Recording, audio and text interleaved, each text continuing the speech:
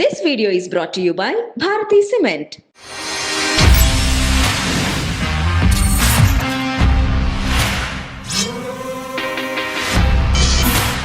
Hello and welcome to this episode. ఇది రామోయిజం plus 150-200 గంటలకి పైగా నాన్ స్టాప్ వేదాంతం, సిద్ధాంతం, రాధాంతం. That is RGV.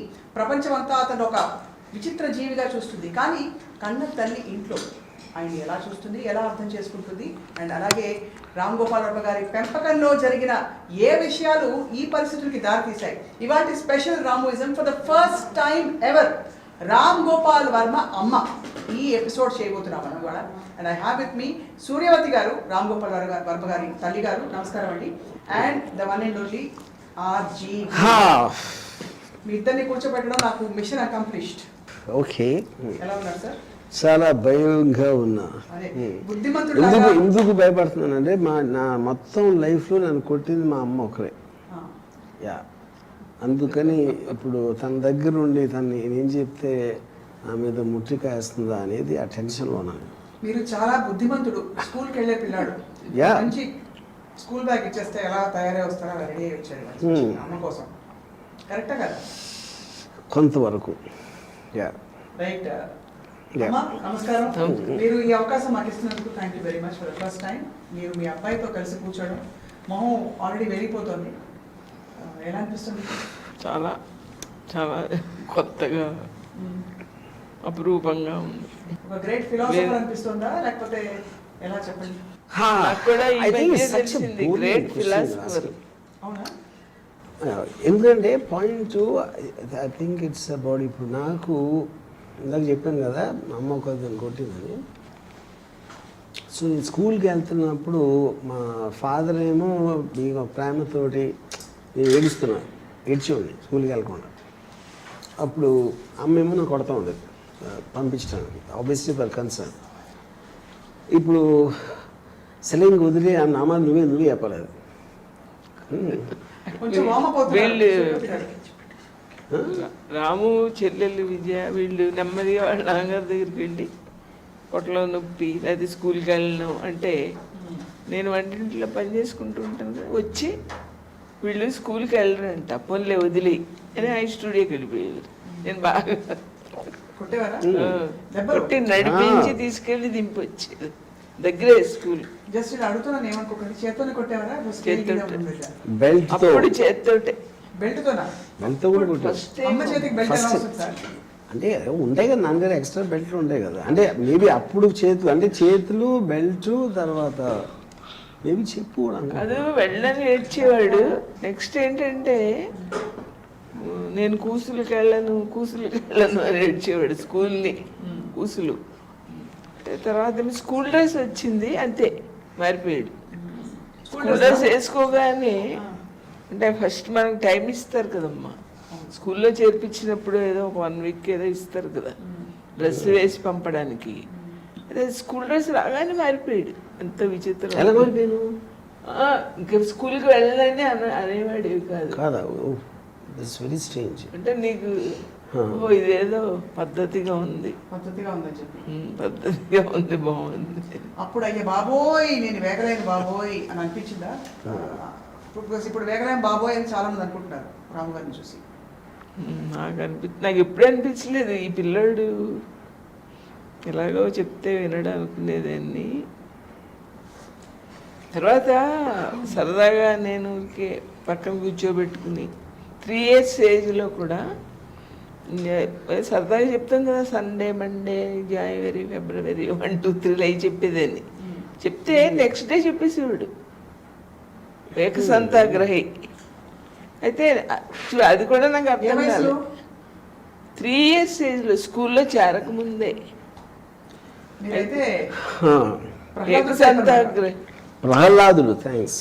కాదమ్మా, ఇప్పుడు నుంచి నేను వెనక్కి ఆలోచిస్తే అసలు ఏమీ డిఫరెన్స్ లేదు, కంటిన్యూషన్. ఇప్పుడులాగే ఉండేవాడు అప్పుడు కూడా, దాంట్లో ఏం డౌట్ లేదు. అయితే నాకు 1 day చెప్పేశాడని కూడా అర్థం అవ్వలేదు. రాము వాళ్ళ నాన్నగారు, చూసావా నువ్వు నిన్న చెప్తే వాడు చెప్పేశాడంటే అప్పుడు అర్థమైంది నాకు. కానీ నిన్న చెప్తే ఇవాళ చెప్పడం నాకు అది అర్థం అవట్లేదు. అప్పుడే చెప్పారు కదా, ఒక్కసారికి అమ్మా అంటే అప్పుడే చెప్పారు కదా.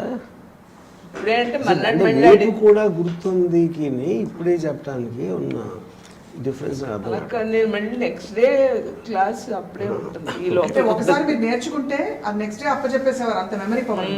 సో ఇప్పుడు నాకేంటంటే సీమా ఇప్పుడు మళ్ళీ అమ్మ నన్ను పొగిడి నేను ఆయన వద్దు. యా లెట్స్ టాక్ అబౌట్, నేను కూడా కొన్ని క్వశ్చన్స్ అడుగుతాను. అడగాలి తప్పకుండా, కానీ I have to ask you this, sir. Yeah అసలు మీకు ఈ ఫ్యామిలీ సెటప్లో మీవన్నీ అంటే మీ లైఫ్ కంప్లీట్లీ డిఫరెంట్గా మారిపోయాక ఇప్పుడు అమ్మని, మీ చెల్లెల్ని, మీ తమ్ముడిని అందరినీ చూస్తే ఏం ఫీలింగ్ వస్తుంది అసలు? అంటే ఇప్పుడు ఐ థింక్ ఇప్పుడు నా డిపెండెన్స్ ఫ్యాక్టర్ అనేది అమ్మ నాన్న మీద ఎక్కువ ఉంటుంది కనుక, విజయ అంటే మా చెల్లెలు నాకన్నా చిన్నది, కోటి కూడా నాకన్నా చిన్నడు, యూనో. సో ఆస్పెక్ట్లో నాకు పెద్ద డిఫరెన్స్ లేదు అప్పటికి ఇప్పటికి ఏమి. అంటే ఆ టైంలో నాకు డిపెండెన్స్ అనేది ఫైనాన్షియల్ డిపెండెన్స్ కానీ లేకపోతే ఏజ్ వైజ్గా కానీ అమ్మ నాన్నది ఎక్కువ ఉంటుంది కదా, ఇన్ఫ్లుయెన్స్. ఆ టైంలో నాకు ఎక్కువగా మా నాన్నగారు అంటే అమ్మగానే ఎక్కువ ఇష్టం. ఎందుకంటే అమ్మ డిసిప్లిన్ చేయడానికి కొట్టేది, ఆ చదువుకోవడం కానీ హోంవర్క్ లేకపోతే సినిమాలకు వెళ్ళొద్దు ఇలాంటి నెగిటివ్ థింగ్స్ అన్నీ అమ్మ దగ్గర నుంచి వచ్చాయి. మా ఫాదర్ ఏమో ఫుల్ లీనియన్స్, అబ్సల్యూట్గా ఎక్కడ రెస్ట్రిక్షన్ పెట్టుకోకుండా. సో ఆబ్వియస్లీ ఆ పర్టిక్యులర్ టైంలో 100% దాని వలన నాన్నగారు ఇష్టం అంటారు.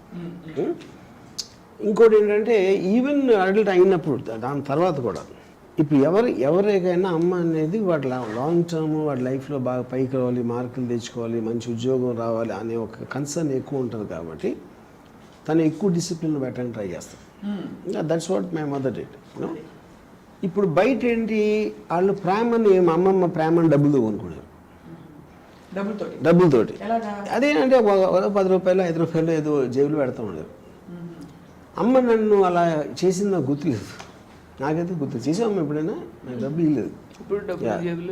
యా నాన్నగారు కూడా ఇచ్చేవారు కదా, నాన్నగారు పాకెట్లోంచి దొంగలు ఇచ్చేవాడు డబ్బులు. ఇప్పుడు ఒక విషయం, ఒక సూటి ప్రశ్న, తల్లికి పిల్లలు ఎప్పుడు సమానం అంటారు. నా దృష్టిలో అది ఒక మిత్, అలా ఎప్పుడు ఉండదు. ఎవరో ఒకళ్ళ మీద కొంచెం ఒక 1/4 కిలో ఎక్కువ ఉంటుంది.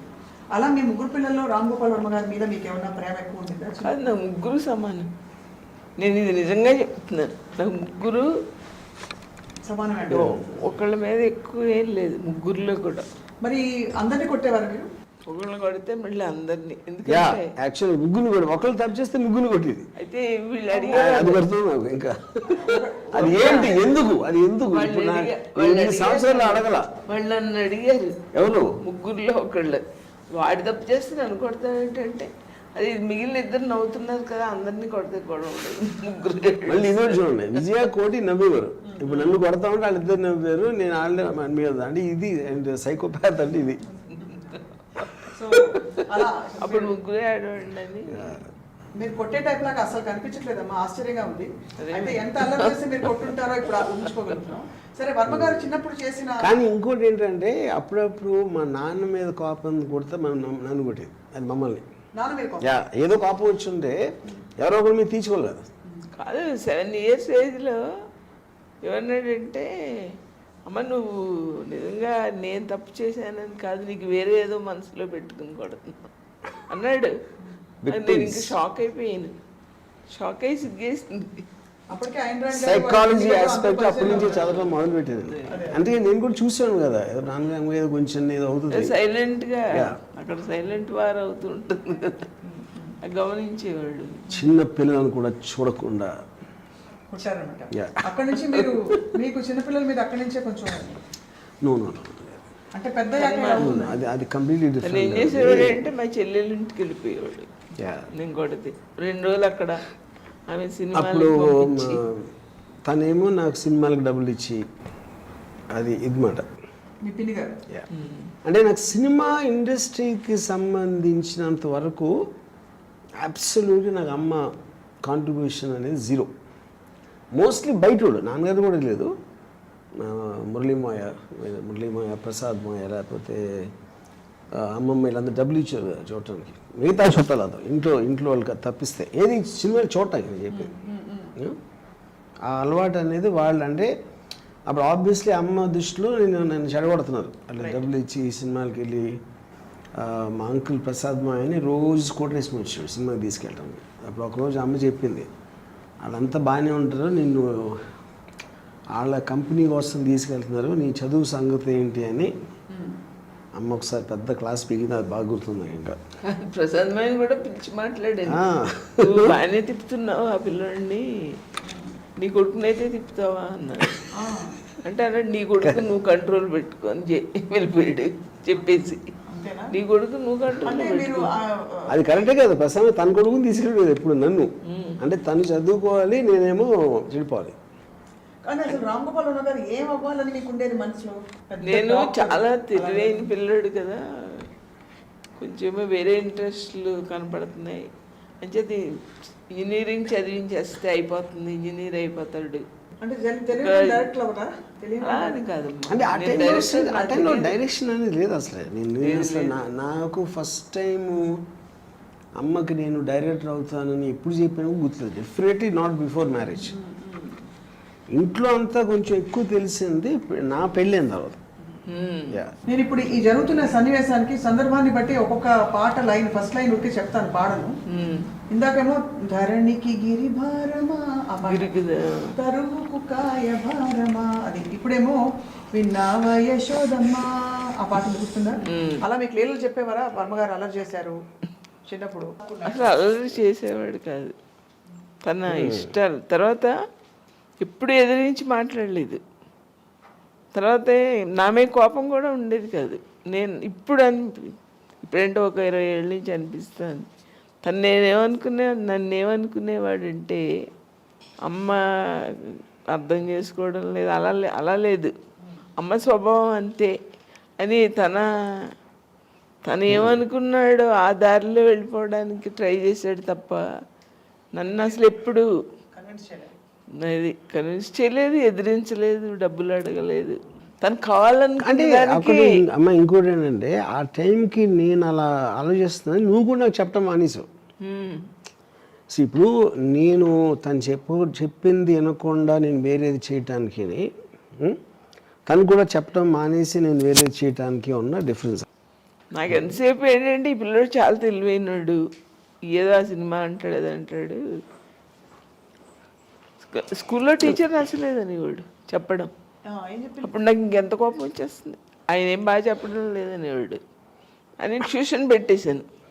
ఇలా షార్ట్ కట్ అనమాట.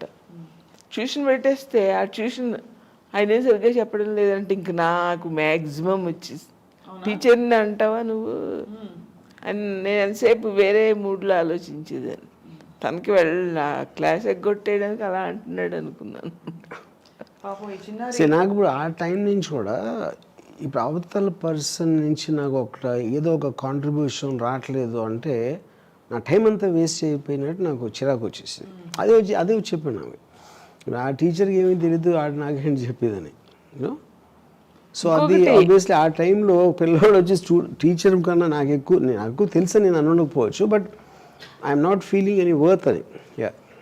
అది ఇంకోటి, ఒక హాఫ్ ఇయర్లీ క్వార్టర్లీలో 90 వచ్చి, హాఫ్ ఇయర్లో 30 వచ్చి, ఇదేంటి అన్నాను. అంటేని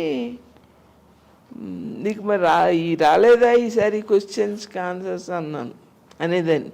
అంటే కాదు నాకు వచ్చు, రాయి బుద్ధి లేదంటే ఇంక ఎంత కోపం. రాదు అంటే మనం ఎక్స్క్యూజ్ చేయొచ్చు, నాకు వచ్చు కానీ నాకు రాయాలనిపించలేదు, వచ్చేసాను. దాని వెనకాల సీక్రెట్ ఏంటంటే ఇప్పుడు మార్కులు ఎక్కువ వచ్చినప్పుడు ఆ టైంలో కొన్ని నేను చూడాల్సిన సినిమాలు ఎక్కువ వచ్చి ఉండకపోవచ్చు, ఇంక వేరే పని లేదు కాబట్టి అక్కడ రాసివ్వండి. ఎప్పుడైతే ఈ టైంలో నాకు ఎగ్జామ్ నాకు వచ్చినా కూడా ఆన్సర్ తెలిసినా కూడా జస్ట్ పాస్ మార్కులు 40 ఎంత ఉండేది. అప్పుడు 40 వస్తే చాలు అని మిగతా దగ్గొట్టి సినిమా వెళ్ళిపోయాడు. సో ఏమైంది ఆ మూమెంట్లో మీరు క్వశ్చన్ పేపర్ చూసారు? నేను ఫస్ట్ ఆఫ్ ఆల్ నేను 100% నేను ఇంజనీరింగ్ జాబ్లో ఉన్నాను నాకు తెలుసు. జస్ట్ ఇంజనీరింగ్ ఏదో ఫినిష్ చేయాలి కాబట్టి చేశాను. ఎట్టి పరిస్థితుల్లోనూ ఇంజనీర్గా కంటిన్యూ అవ్వనని నాకు చాలా క్లియర్ క్లారిటీ ఉంది, which is the reason I did that. So అలా 30 తెచ్చుకుని మీకు నామోషిగా ఉండేది కదా వచ్చి కార్డ్ ఎట్లా చూపిస్తే. ఒకసారి 30, ఒకసారి 90. ఇప్పుడు నేను కొన్నిసార్లు అంటే నేను రిగ్రెట్ అయ్యేది చాలా తక్కువ సార్లు. ఇప్పుడు నాకు డొనేషన్ కాయిల్ చేర్పించారు. ఆఫ్ కోర్స్ మాకున్న ఫైనాన్షియల్ ఆస్పెక్ట్ అది. సో నాన్నగారు ఏదో కష్టపడి ఇది ఇది మన ఏముంటుందని జనరల్ ఎగ్జామ్ ఉంటుంది కదా JNTU వాటికి ఎంట్రన్స్ ఎగ్జామ్ రాసి నేను వచ్చి ఫాదర్తో ఏం చెప్పాడంటే నేను పాస్ అయితే అందరూ పాస్ అవుతారు అంటే అంత చెత్తగా రాశాను అని గొప్పగా చెప్పాడు. అది చాలా స్టూపిడ్ థింగ్ టు సే. ఎందుకంటే ఎస్పెషల్లీ ఇప్పుడేంటి ఇప్పుడు అక్కడ సీట్ రాదని తెలుసు కాబట్టి ఇప్పుడు మా ఫాదర్ ఎలాగోలు చేసి ఆ డబ్బు he has to gather money నాకు డొనేషన్ కట్టడానికి. అంత సింపుల్ థింగ్ కూడా తట్టింది కదా కొన్నిసార్లు.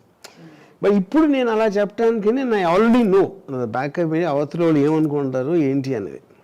This I'm talking about intermediate టైంలో.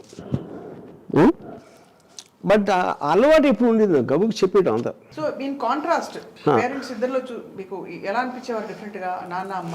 అంటే నేను బీటెక్ ఆ టైంకి వచ్చే టైంకి నాకు అసలు అమ్మ ఎప్పుడు నా అమ్మతో నేను మాట్లాడటం అమ్మ నన్ను అడగటం అనేది నాకు ఎక్కువ గుర్తులేదు. Because I was so much heavily into Vijayawada groupism లేకపోతే ఈ అలగా రౌడీలతో తిరగటం ఇలాంటివి చేసేవాడిని ఆ టైంలో నేను. దానివల్ల నాకు ఇంటరాక్షన్ అనేది నా చిన్నప్పుడు వెళ్ళినంత నేను అమ్మతో ఎక్కువ ఉండేది కాదు, అట్లీస్ట్ నా మెమరీలో. అప్పుడు ఒకసారి నాన్నగారికి లెటర్ వచ్చింది ఇంజనీరింగ్ కాలేజ్ మీ కూడా ఇక్కడ గ్యాంగ్ ఫైట్స్లో అట్లో ఉంటున్నాడని. మరి అప్పుడు నాన్నగారేమో నేను చెప్తే తప్పితే తెలుసుకోలేనంత ఫూల్ కాదు నువ్వు, కానీ మనమేమో చదువు మీద ఆధారపడి బతుకుతున్నాం, అది ఒకసారి గుర్తుంచుకో, తర్వాత మీ ఇష్టం అని చెప్పారు. మరి అమ్మ నాన్న దాని గురించి నేను మాట్లాడే తెలియదు. నేను కృష్ణరాజు గారిని మీరు వెళ్ళి మాట్లాడరండి ప్రిన్సిపాల్తో లెటర్ వచ్చింది కదా అంటే నేను వెళ్ళి అక్కడ చేతులు కట్టుకుని నా కొడుకు గురించి చెప్పాలా, వాడికి మనం చెప్పకపోతే తెలియంది ఏం లేదు, నేను వెళ్ళను. తర్వాత కాలేజ్ ప్రిన్సిపాల్ మా ఫాదర్ ఫ్రెండ్స్ ఆయనకి స్టేషన్లో ఏదో కనపడ్డారంట మా నాన్నగారు. అయితే మీ మనవడు ఇలాగా రావడం లేదు క్లాసెస్కి సరిగ్గా లెటర్ వచ్చింది. మళ్ళీ మా నాన్నగారికి ఆయన కనపడారు. మా నాన్నగారు వచ్చి చెప్పారు, అమ్మ ఇలా ప్రిన్సిపాల్ చెప్పారు సరిగ్గా క్లాసెస్కి వెళ్ళడం లేదంట అంటే, అవును మాకు లెటర్ వచ్చిందని అని చెప్పాను. చెప్తే నేను రాము గురించి అంత సీరియస్గా ఏం చేస్తాడో అని ఉండేది కాదు, పూర్తి చేసి వస్తాడులే అని. అది చాలా నాకు పూర్తి చేసి వస్తే జాబ్ వచ్చేస్తుంది కదా. అప్పుడు వాయా మీడియాగా మురళీమని పంపారు కాలేజ్కి. యా మురళీమయ్య వచ్చాడు. అప్పుడు ఆ రోజు రాత్రి ఇద్దరం కలిసి ఒక క్యాబరే బార్గీలో నేను మురళీమయ్య. యా నేను తీసుకెళ్ళాను. కానీ ఎప్పుడు ఏంటంటే డబ్బులు ఆడలేదు, గొడవ చేయలేదు, కోపం ఏమి ఉండేది కాదు. జనరల్గా పిల్లలు ఏదో ఒకటి గొడవ చేస్తారు కదా, ఇవ్వకపోతే ఎలాగా మీరు అని అసలు ఎప్పుడు అడగలేదు.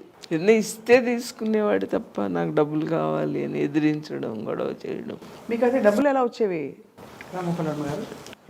మోస్ట్గా అది ఒకటేమో 100% రిలేటివ్, మా వరలక్ష్మ గారి అమ్మ సిస్టరు, లేకపోతే మా గ్రాండ్ మదరు, లేకపోతే 3-4 సోర్సెస్. సో ఇది కాకుండా నా ఫ్రెండ్స్. ఇప్పుడు నేను ఏం చేసేవాడిని అంటే నాన్నగారు 400 రూపాయలు పంపారు నెలకి. అది మెస్ బిల్లు ఇలాంటివన్నీ ఫస్ట్ 2 డేస్లో అయిపోయేది. మిగతా 28 డేస్ అలాగే వెళ్ళిపోతుండేది. అప్పుడు ఒకసారి నాకు గుర్తుంది, ఒక ఫ్రెండ్ అన్నాడు, రాంగపై వెళ్తాం మనం సినిమాకి వెళ్ళి అక్కడి నుంచి అలంకార్ రెస్టారెంట్కి వెళ్దాం అన్నాడు. నా దగ్గర డబ్బులు ఏమన్నా అంటే అదే అదే అదే పర్లేదు అన్నాడు. అంటే నేను మాటిమాటికి నువ్వు ఇస్తున్నావు అంటే నీకు ఇట్లేదు, నీ కంపెనీ కోసం ఇస్తున్నా అన్నాడు. అది యా కరెక్ట్. అది మీరు ఒకలాగా చూస్తే ఇప్పుడు నాకు ఎవరైనా డబ్బులు ఎందుకు ఇస్తారు, నేను సినిమా చేస్తూ ఉంటుంది, నా కోసం లేదు కదా నేను చేసే పనికి. సో అప్పుడు ఆడు నా కంపెనీకి వెళ్ళగట్టాడు ఆడితో వస్తే. యా సో ఇప్పుడు నాకు అసలు ఎప్పుడైనా నాకు కావాల్సినప్పుడు డబ్బులు లేకపోవడం అనేది ఎప్పుడు జరగదు, ఏదో చేసి వస్తుంది అది నో. సో ఆ టైంలో మరి నేను ఎప్పుడు అందుకని 400 కన్నా ఎక్కువ కావాలని ఎప్పుడు అడగలేదు. ఇప్పుడు అడగలేదు. మీరు ఎప్పుడైనా పుత్రరత్నాన్ని చూసి మా వాడు ఫస్ట్ వచ్చాడు, మా వాడు బాగా పాడాడు, మా వాడు బాగా పరిగెట్టాడు, గోల్డ్ మెడల్ వచ్చింది, ఇలాంటి సందర్భాలు ఉన్నాయా? అసలు మీకు గుర్తున్నాయా రాము గారు చిన్నప్పుడు? నేనంతా నాకు అక్కడ ఇంజనీరింగ్ కాలేజీలో చేర్పించేసాం అంతే. తర్వాత ఇంకా మళ్ళీ మన ప్రపంచం వేరే. అండ్ నిజంగా మీరు నమ్మారా మనసులో మంచి ఇంజనీర్ అయ్యి ఏం చేస్తానని? ఉద్యోగం వచ్చేస్తుంది కదమ్మా, డిగ్రీ అయిపోతుంది. ఇంజనీరింగ్ డిగ్రీ అయితే మరి రాము రాగానే మా నాన్నగారు ఇంజనీర్ అయిన నాగార్జున సాగర్లో 12 సంవత్సరాలు పనిచేసి హైదరాబాద్ వచ్చేసారు. ఆయన సివిల్ ఇంజనీర్. ఆయన ఏం చేశారు, రాముని తీసుకెళ్ళి తాజ్కృష్ణ తాజ్కృష్ణ జీవికే రెడ్డి గారు, సుబ్రహ్మరెడ్డి గారు వాళ్ళ నాన్నగారు దగ్గర చేశారు కాంట్రాక్టర్స్. అప్పుడు మీ జీతం ఎంత సార్? ఆ స్నేహబాంధ 800 1000 కదా, 800. సో ఇప్పుడు ఇక్కడ పాయింట్ ఏంటంటే అది చాలా ఒక గ్యాప్ పీరియడ్ నాకు అది. ఆ టైంలో ఇప్పుడు నేను ఒక ఏపు నుంచి నా పెళ్ళయింది అప్పుడే, నేను కాలేజ్ నుంచి బయటకు వచ్చాక. ఆ పెళ్ళి ఏమో 3rd డే నుంచి వర్కౌట్ అవ్వడం మానేసింది. ఇది 4-5 years అప్పుడే అందరం కలిసి ఉండేవాళ్ళం. మా ఇద్దరికి గొడవలు కూడా మా ఇంట్లోనే అయ్యాయి. అప్పుడు మరి నేను ఇలా చెప్పి ఇప్పుడు అమ్మకి నేను వచ్చి చెప్పినప్పుడు అమ్మ ఎగ్జాక్ట్లీ ఏమనుకో, నేను ఫస్ట్ టైం నేను చేసుకుని నువ్వేమనుకున్నామా నాకు తెలియదు అసలు. నేను మా పెద్దవాళ్ళు ఉంటారు, మా నాన్నగారు అటు మా బావగారు, వాళ్ళకి ఇష్టం లేని పని చేయకూడదని నేను అని వద్దులేమ్మా మనం అలా చేసుకోకూడదు. ఇష్టం లేదన్నమాట. ఇంటర్ కాస్ట్ అని ఇష్టం లేదు. అంటే నేను ఏదో చెప్తాను కానీ తీసుకోను వాళ్ళు చెప్పింది. పాయింట్ అది. అయితే చెప్పాడు difference between telling and asking. అయితే రత్న వాళ్ళ అమ్మగారు వచ్చారు. వస్తే నేను కాదండి మా పెద్దవాళ్ళకి ఇష్టం లేని పని చేయను, నేను రత్న అంటే నాకు ఇష్టమే, నాకేం అభ్యంతరం లేదు. మా విజయ ఫ్రెండ్ విజయకి ఇంటికి బాగా వచ్చేది. ఈ అమ్మాయి మన ఇంట్లో ఉంటే బాగుండు అని ఎప్పుడైనా అనిపించిందా?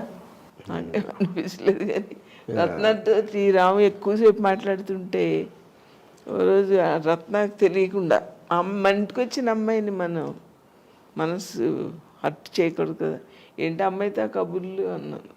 ఆ గంటలు కూర్చుని కబుర్లు చెప్తావు ఏంటంటే నాకేం నచ్చలేదంటే, అమ్మా నువ్వు అలా అనుకుంటున్నావా, నాకు తన ఇంటెలిజెన్స్ నచ్చి ఇద్దరు ఏదో ఒక టాపిక్ కామన్గా ఉంటాయి కదా, ఇద్దరు కలిస్తే ఇప్పుడు నాకు సంగీతం ఇష్టం నీకు ఇష్టం అనుకో, అప్పుడు మనకి ఎంతసేపు అయినా కబుర్లు చెప్పుకుంటాం కదా.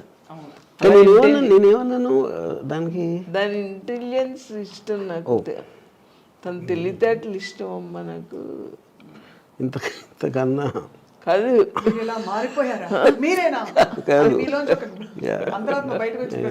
పైగా నీకు చాలా అందమైన అమ్మాయి అదే వస్తాయి కదా చేస్తాను, వద్దమ్మా నువ్వు చేసుకోకుంటే. అందరూ ఏం చేసుకుంటారమ్మా, అన్నం తీసి జేబులో పెట్టుకోవాలి, తెలివి ఉంటేనే బాగుంటుంది. అంటే ఆ రోజుల్లో ఇంకా హార్ట్ రొమాన్స్ లేకపోతే అలాంటివి ఉండేవి. మీరు ఇప్పుడు లాల్చి పైజమా వేసుకున్నారు, మెదిలిన లేత కావాలి. జానోదయం అవ్వక ముందు ఉన్న భావాలు అన్ని జేబులో పెట్టుకుంటారా, అందం తీసుకుని జేబులో పెట్టుకోవాలి, అమ్మాయి ఎంత ఇంటెలిజెన్స్ అన్నాడు.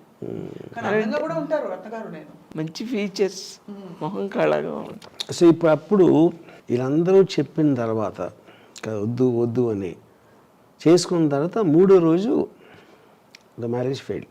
3వ రోజు అంటే ఇదేంటంటే మన ఇమేజెస్, అంటే ఇప్పుడు ఒక ఫ్రీడమ్ స్ట్రాంగ్ ఇండిపెండెంట్ వీళ్ళు ఉన్నాడు ఎవ్వడో కూడా పెళ్ళి ఉండలేడు. అది తెలుసుకోలేకపోవటం అనేది నా తప్పు. అది నేను రత్నాకర్ ఇంట్లో అని అనుకుంటాను, అది నేను అర్థం చేసుకోవాల్సింది అది. అందుకని ఐ రిగ్రెట్ దట్. ఇప్పుడు రత్న గారి కంటే ముందు అమ్మ పక్కింటి పరిమళ చాలా బాగుందని కానీ, ఎదురింటి వెంకటలక్ష్మి చాలా బాగుందని కానీ నేను మా అమ్మతో చెప్పటం అలాంటి అసలు గర్ల్స్ గురించి టాపిక్ వచ్చేది అమ్మతో. నాకు అర్లియస్ట్ ఏం గుర్తుందంటే అంటే నాకు ఏజ్ నాకు గుర్తు రావట్లేదు. మా అమ్మ మా సృష్టిలో అన్నిటికన్నా అందమైంది ఆడది అని ఎవరితోనూ చెప్తాను, అది గుర్తుంది నాకు. అప్పుడు నాకు అర్థం అవ్వలేదు అసలు చెప్పింది. ఎందుకంటే ఆబ్వియస్లీ నాకు సెక్షువల్ అవేకనింగ్ వచ్చి ఉండకపోవచ్చు, అందుకని చాలా యంగ్ అనుకోండి. ఫస్ట్ టైం అది అక్కడ గుర్తున్నారు. ఫస్ట్ టైం అంటే అమ్మాయి అందం గురించి నేను ఫస్ట్ టైం విన్నది అమ్మ దగ్గర నుంచే, ఏదో కాంటెక్స్ట్ అది. తర్వాత ఇప్పుడు ఇక్కడ కాలనీలో ఎవరో మా సిస్టర్ ఫ్రెండ్స్ ఎవరు వచ్చి లేకపోతే ఎవరో రోడ్ల మీద నడుస్తూ వెళ్తూ ఉంటే అవన్నీ నేను కిటికీలో చూసేవాడిని. చూసి ఏమనుకునేవారు? ఏమనుకుంటే ఎవడన్నా అబ్బాయి అమ్మాయిని చూస్తే అదే. కానీ మీరు ఒక్క మాట మాత్రం ఎవరు చెప్పారో గుర్తు రావట్లేదు, కానీ కాలనీలో అందరికంటే మీ అమ్మగారే అందంగా ఉన్నారు అందరు అమ్మల కంటే అని మీరు ఫీల్ అయ్యారు? తనే నాతో అన్నాడు, అమ్మ మన కాలనీలో అందరికంటే నువ్వే అందంగా ఉంటావు. నాకు స్వప్న చందమామలో ఒక కథ చదివాను, అది జ్ఞాపకం వచ్చింది. ఒక తల్లిని ఒక 5 ఏళ్ల పిల్లడు అదే జాతర దీనికి వెళ్తారు, తల్లి తప్పిపోతుంది. తల్లి తప్పిపోతే ఏడుస్తూ ఉంటాడు ఆ పిల్లడు. చూసిన వాళ్ళు ఏంటమ్మా అంటే మా అమ్మ తప్పిపోయింది అంటే మేము వెతికి పెడతాం, నువ్వేమి నీకు అర్థమైపోతుంది అంటే అలాగే అని ఎంతమందిని చూపిస్తే మా అమ్మ ఇంకా అందంగా ఉంటుంది, మా అమ్మ ఇంకా అందంగా ఉంటుంది, అది ఆమె ఈమె ఏమైనా చాలామందిని చూపిస్తారు. మా అమ్మ చాలా అందంగా ఉంటుంది, ఈమె కాదంటాడు. ఫైనల్గా వాళ్ళ అమ్మ వస్తుంది, అసలు ఇంకా అసలు అందంగా ఉండదు అమ్మాయి, ఇలా స్పాటకం మచ్చలంతా. ఈ షాక్ అయిపోతాడు అనమాట వెతికినాడు. అంటే వాడి కళ్ళకి వాళ్ళ అమ్మ అంత, పిల్లాడి కళ్ళకి వాళ్ళ అమ్మ అంత అందంగా ఉంది. కానీ ఆ కథ ఇక్కడ కాదు. నేను నిజంగా అంటే అందం, అమ్మాయిల అందం గురించి నాకన్నా ఎవరికి ఎక్కువ తెలియదు అనే విషయం ఇప్పుడైనా నీకు తెలిసింది. అందుకని అది నేను చెప్పింది అంటే మీది అమ్మ కాబట్టి ఒక మాతృ ప్రేమ అంటే ఆ దీనిలో అలా కనిపించారని అనుకుంటారు కానీ యాక్చువల్లీ నాట్. సో అయితే మరి 3వ రోజు డిస్టర్బెన్సెస్ మొదలు, మీరు అప్పుడు కంగారు పడ్డారా? చాలా బాధ వేస్తుంది. కంగారు పడ్డారా? అంటే మనకేం అలవాట్లేదు కదా, ఇష్టమై పెళ్లి చేసుకుంటారు. ఇప్పుడు ఇష్టపడి పెళ్లి చేసుకుంటారు. కుట్టుకునేవాళ్ళం. I can't believe that. అంటే నా one of the darkest chapters. అంటే ఇప్పుడు ప్రాబ్లం ఏంటంటే Ratna is got every right. తను డిసప్పాయింట్ అయిపోయింది. నువ్వు లేనిది నేను లేను అని ఇలాంటి బిల్డప్లు అన్నీ ఇచ్చి పెద్ద పెద్ద లెటర్లు రాసి అది రాసి ఇది చేసినప్పుడు ఎనీబడి విల్ గెట్ హర్ట్. అంత రాసినప్పుడు అది ఉండింది, తర్వాత పోయిందా? పోయిందంటే అది చెప్తున్నాను. ఇప్పుడు ఎందుకంటే మీరు దూరం నుంచి ఎక్కువ కలవకుండా, లేకపోతే ఇప్పుడు కపుల్స్ పెళ్ళిళ్ళు ప్రేమలో ఏం చేస్తారు, బెస్ట్ థింగ్స్ కలిసినప్పుడు వాళ్ళ డ్రెస్సింగ్, మాట్లాడే విధానం, కంట్రోల్. ఎప్పుడైతే ఒకే రూఫ్ కింద నివసించడం మొదలుపెట్టామో అవన్నీ పోతాయి. పోయినప్పుడు అసలు రంగులు బయటకు వస్తాయి. అసలు రంగులు నాయి, నేను చెప్పేది నా ఇవ్వచ్చు, తను ఇవ్వచ్చు, ఎవరిది అనవచ్చు. I think it is not the same anymore. Yeah, అప్పుడు చాలామంది రిజైన్ అయిపోతారు లైఫ్ లాంగ్. సరే ఈ జీవితానికి ఇంత చాలు అని. నాకు అది లేదు కాబట్టి ప్రతి సెకండ్ నేను అనుకున్నట్టు జరగాలి. ఇప్పుడు రత్నాకి ఇన్సెక్యూర్, ఎందుకంటే నేను బ్యాడ్ స్టూడెంట్, నా మార్కులు చాలా తక్కువ వచ్చినాయి, నా శాలరీ చాలా తక్కువ. వీడు సడన్గా వీడియో లైబ్రరీ అంటాడు, సినిమా అంటాడు, ఇది అంటాడు అనే దాంట్లో ఇన్సెక్యూరిటీ అనేది 100% రావడం కరెక్ట్, అది వ్యాలిడ్ అది. సో మనం ఇంగ్లీష్లో ఒకటి ఉంది, ఇప్పుడు నువ్వేం చేయగలుగుతావు అన్నది నువ్వు అనుకుంటావు, నువ్వేం చేయగలుగుతావని అవి చేసిన తర్వాత అనుకుంటారు వేరే వాళ్ళు. So that is the difference. So నేను ఫెయిల్ కూడా అయి ఉండొచ్చు కదా, నేను ఫ్లాప్లు కూడా తీసాను కదా. నా ఫస్ట్ సినిమా ఫ్లాప్ అయితే రత్న అనుకునేది కరెక్ట్ అవ్వాలి. అప్పుడు రత్న గారు అనుకునేది తప్పైనట్టు అయితే, అంటే మీలో ఒక గొప్ప డైరెక్టర్ని చూడలేకపోయారంటారా? అదే కానీ అది లక్ అంటున్నా. అది నేను సాధించింది కాదు. ఎందుకంటే నేను the reason I made a flop, నా ఫస్ట్ సినిమా ఫ్లాప్ అయింది అనుకోండి, అప్పుడు రత్న అనుకుంది కరెక్ట్. అప్పుడేంటి, అది ఆపర్చునిటీ లక్తో వచ్చింది. అది ఒక కార్డ్, అది కాయిన్ అక్కడ పడింది అంతే. మీరు ఎప్పుడైనా మీ అమ్మగారిని ఫలాంటి అడుగుదాం అనుకున్నాను కానీ అడగలేకపోయానన్న సందర్భాలు, ప్రశ్నలు ఉన్నాయా? Why did you do that, క్యూ ఆఖిర్ క్యూ ఆ టైప్లో? నో, ఎప్పుడు లేదా? ఎందుకంటే నేను ఆ ఎమోషనల్ బాండ్ అనేది ఇప్పుడు ఇందాక చెప్పాను కదా, స్కూల్ డేస్లో వెరీ బిగినింగ్ ఆఫ్ ఇంటర్మీడియట్ వరకు ఉన్న దానికి నేను ఒకసారి బీటెక్ ఇంజనీరింగ్ కాలేజ్కి వెళ్ళిన దగ్గర నుంచి డిఫరెన్స్ వచ్చేసింది. ఎందుకంటే I went in to wider world. ఆ వరల్డ్లో ఉన్నప్పుడు అమ్మతోటి నేను అంతకుముందు ఉన్న ఇంటరాక్షన్ నాకు లేదు. నాన్నగారితో ఉండేది. నాన్నగారితో ఎందుకు ఉండేదంటే, ఒకటి ఆయన ఫిల్మ్ ఇండస్ట్రీలో ఉండేవారు, వాళ్ళ ఇంట్రెస్టింగ్ పర్సన్స్, ఆయన ఫ్రెండ్స్ వీళ్ళు వచ్చి ఆ మాటలు వినడానికి, దాంతో అది ఉండేది. ఇంకోటి ఇందాక అమ్మ చెప్పినట్టు నేను ఆ డిపెండెన్సీ ఫ్యాక్టర్ అనేది పోయింది, అడగటం కానీ డబ్బులు అడగటం ఇలాంటివన్నీ. అప్పుడు ఇంకా ఆటోమేటిక్గా ఎంతో కొంత అది వచ్చేస్తుంది. సో ఇప్పుడు నేను రత్న విషయంలో కూడా జస్ట్ చెప్పేసాను అంతే, అదేమి అడగటం దాని ఏంటి అనేది. తర్వాత అంటే మా ఇద్దరికి ట్రబుల్, ఎక్కడేదో ట్రబుల్ ఇవన్నీ కలిసి ఐ థింక్ స్లోగా పక్కకి వెళ్ళిపోతూ ఉంటాయి, డైవర్ట్ అయిపోతూ ఉంటాయి. యా, ఇంకోటి నాన్నమ్మ ఇద్దరు కూడా నా ఇండిపెండెంట్ నేచర్ చూసి నాన్నగారు ఫస్ట్ నుంచి వదిలేశారు, అమ్మ కూడా ఆ బీటెక్ లేటర్ నుంచి నన్ను వదిలేసింది అనుకుంటున్నా. అంతేనమ్మా? కొంచెం యా, నన్ను ఎప్పుడు అసలు ఏంటి ఇలా చేస్తున్నావు అని బీటెక్ నుంచి ఎప్పుడు అసలు అడిగినట్టు నాకు గుర్తుకోలేదు. రాముని అడగలేదు, అది ఒక పాయింట్. నేను ఒంటరిగా కూడా ఇంటి పిల్లోడు ఇలా చేస్తున్నాడు అని ఎప్పుడు అనుకోలేదు. చదువు గురించి అంటే రత్న ఇద్దరి మధ్యలో చాలా బాధ అనిపించింది. అంటే ఇప్పుడు అక్కడ ఎంత అలవాటు లేదు కదా, అక్కడ బేసిక్గా కాదు ఇంటికి వచ్చిన అమ్మాయి మన ఇంట్లో ఉండిపోవాలి. అది బేసిక్గా. ఇంకోటి ఏంటంటే ఇప్పుడు నేను ఎప్పుడు తిరుగుతూ ఉన్నాను ఇంటికి, చాలా రేరుగా పొద్దున్నుంచి రాత్రి వరకు. ఆ టైంలో రత్న ఉండేది కదా ఇంట్లో. అప్పుడు almost Ratna would be more closer నాన్నగారు కానీ అమ్మకు కానీ.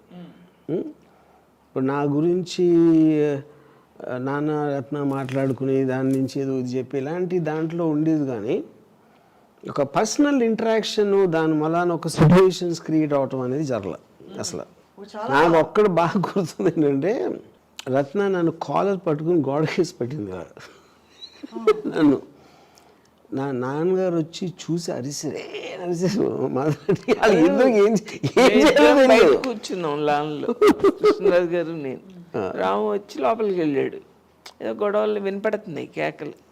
ఆయన వెళ్ళి చూడండి, ఇంకా నేనేం వెళ్ళను, నేనేం వెళ్ళను, నయ్యం భలే మీరు బాగానే చెబుతారు అన్నాను. తర్వాత సైలెంట్ అయిపోయింది. లోపలికి వెళ్తే ఈ పిల్లోడు లేడు, పెరట్లోంచి పారిపోయాడు. పెరటి తలుపు నుంచి వెళ్ళిపోయాడు అనమాట బయటికి. అంతలా ఏం జరిగింది మీ కాలేజ్? బేసిక్ పాయింట్ ఏంటంటే నేను అసలు కాన్ఫ్లిక్ట్కి వెళ్ళిన. ఇప్పుడు కాన్ఫ్లిక్ట్లో నేను ఒకటి అంటాను, తనేది అంటాను, అరిసి ఇద్దరు అరుచుకున్నప్పుడు ఒక విధంగా ఎక్కడికి వెళ్ళి అవుతుంది. ఒక మనిషి రియాక్ట్ అవ్వకపోయేసరికి అవతలకి ఇంకా కోపం వచ్చేస్తుంది. అప్పుడు నేను అసలు ఏం మాట్లాడకుండా జస్ట్ ఇంటా ఉన్నప్పుడు ఆ కోపంతో ఫిజికల్ అయిపోతారు. అంటే ఒక రెస్పాన్స్ రావాలని ఆ పట్టుకుని ఊపేసి ఇలాంటివన్నీ చేస్తారు ఆడవాడు. మేబీ మామూలు కూడా చేస్తారని నాకు తెలియదు. అప్పుడు నేను దాని నుంచి తప్పించుకోవడానికి ఇలా పారిపోయాను. ఒకసారి అయితే నాకు గుర్తుంది, చాలా చోట్లకి వెళ్ళి ఒకసారి అయితే పెద్దకి ఇంట్లో ఒక అమ్మ ఫ్రెండ్ టీచర్ అక్కడ ఉండేది ఒక బిల్డింగ్లో. నేను ఇక్కడి నుంచి ఆ బిల్డింగ్ మీద దూకాను. ఒక 3-4 feet డిస్టెన్స్ ఉంది ఈచ్ బిల్డింగ్. యా, దూకేసి వెళ్ళిపోయి అలాగ బంజారాస్ రోడ్డు మీద రాత్రి అంతా నడుస్తూ వెళ్ళిపోయాను. Same kind of escape. Yeah, same చాలాసార్లు చేశాను అది. యా, ఎంతో మంది అంటే ఎస్కేప్ అనేది కరెక్ట్ వర్డ్ కాదన్నా. I want isolation, I want loneliness. అప్పుడు ఇప్పుడు నేనేమి చేయలేను. ఓకే, ఇప్పుడు నేను తనని బయటికి నెట్టలేను, తన మీద నేను చేయలేను, నేను అరవను. అలాంటప్పుడు ఏముంది, ఇంకా ఒకే ఒక్కటి తప్పించుకోవడానికి మార్గం నేను పారిపోవడం. కానీ I think it's a very common thing. I feel all couples, especially beginning times, so they go through that. Yeah, I don't think it's నేను అదే చెప్తున్నాను కదా, నేను కాన్ఫ్లిక్ట్ నేను అసలు కాన్ఫ్లిక్ట్ ఎవరితో చేయను అసలు కాన్ఫ్లిక్ట్. ఇప్పుడు కాలేజ్ టైంలో కూడా నాకు రత్న అంటే కూడా అది నా బిడ్డే. కాలేజ్ టైంలో కూడా రౌడీజం రోజుల్లో కూడా నేను కొట్టుకోండి కాదు, వేరే వాళ్ళతో కొట్టించుకోండి. కానీ మీ అబ్బాయి రౌడీలతో తిరుగుతుంటే మీరు ఒక తల్లిగా, కానీ అది అమ్మకి అంత తెలుసా? I don't think so. నాకు తెలియదు, వేరేగా మురిసిపోయేదండి. అవి రాము ప్రొఫెసర్స్ ఇంజనీరింగ్ కాలేజ్ కరాటే, తన దగ్గర కరాటే నేర్చుకుంటుంటే అబ్బాయి నా కొడుకు దగ్గర వాళ్ళు నేర్చుకుంటున్నారు. మీరు కరాటే నేర్పగలరా రౌడీలకి? రౌడీలు కాదు, స్టూడెంట్స్కే. సో అది చూసి మీరు మురిసిపోయేవారు. ఆ ఫోటో తెచ్చి చూపిస్తే అబ్బా. తర్వాత ఎవరో కూడా చెప్తారు కదా, అదేంటమ్మా వాళ్ళ లెక్చరర్సే వాడి దగ్గర కరాటే క్లాస్ కానీ ఇద్దరు మీరు వచ్చారు విషయస్ కూడా యా. రాము గారిని చూసి బాగా ఎంబారస్ అయిపోయిన సందర్భాలు అప్పుడు వచ్చాయి అన్న? మరి ఎప్పుడూ లేదు. ఎప్పుడు లేదా? అంటే చాలా స్మూత్గా ఉండి ఏవి కోపాలు ఉండవు, స్మూత్గా ఉంటాడు, డబ్బులు కావాలని అడగడు. మీకు ఎప్పుడైనా ఏమైనా కొనిపెట్టారా? నేనా చాలాసార్లు. నేనా మురిసిపోతున్నారు చూడండి. గుర్తులేదు. మీరేమో అలా ఫస్ట్ టైం పిలిపిస్తారు అందరి ముందు. అది ఫస్ట్ టైం నాకు జ్ఞాపకం. ఆ కృష్ణాబ్రాయిల్లో జీతం ఇస్తే అప్పుడు ఎంత చక్కగా మా అమ్మకి డబ్బులు ఇచ్చి చీర తెమ్మని తెచ్చి నాకు ఇచ్చాడు. అమ్మమ్మ మీరు తెండి అమ్మకి ఇస్తాను. నేను మర్చిపోను ఇప్పుడు చూస్తున్న తల్లులందరూ యా టీవీ ముందు కూర్చుని లేదా మొబైల్ ముందు కూర్చుని చాలా అద్భుతం. అంటే నార్మల్ థాట్స్ అప్పుడు ఉండేవి, అక్కడి నుంచి మీరు మారిపోయారు. అబ్నార్మల్గా అవ్వకముందు మీరు ఎప్పుడైనా ఏదైనా అడుగుదాం కానీ అడగలేకపోతున్నానని ఉన్న ప్రశ్నలు ఏమైనా ఉన్నాయా? నాకు ఒకే ఒక్కటి, రాము ఇంత మేధావి కదా, తనకి పెళ్ళి సూట్ అవ్వదని ఎందుకు తెలియలేదో అనుకుంటున్నా. అది నాకు తెలియదు. అదే ఇప్పుడు ఇప్పటికి కూడా ఇంత మేధావి, ఫ్యూచర్ తెలుసు తనకి, ఫ్యూచర్ అర్థమైపోతూ ఉంటుంది.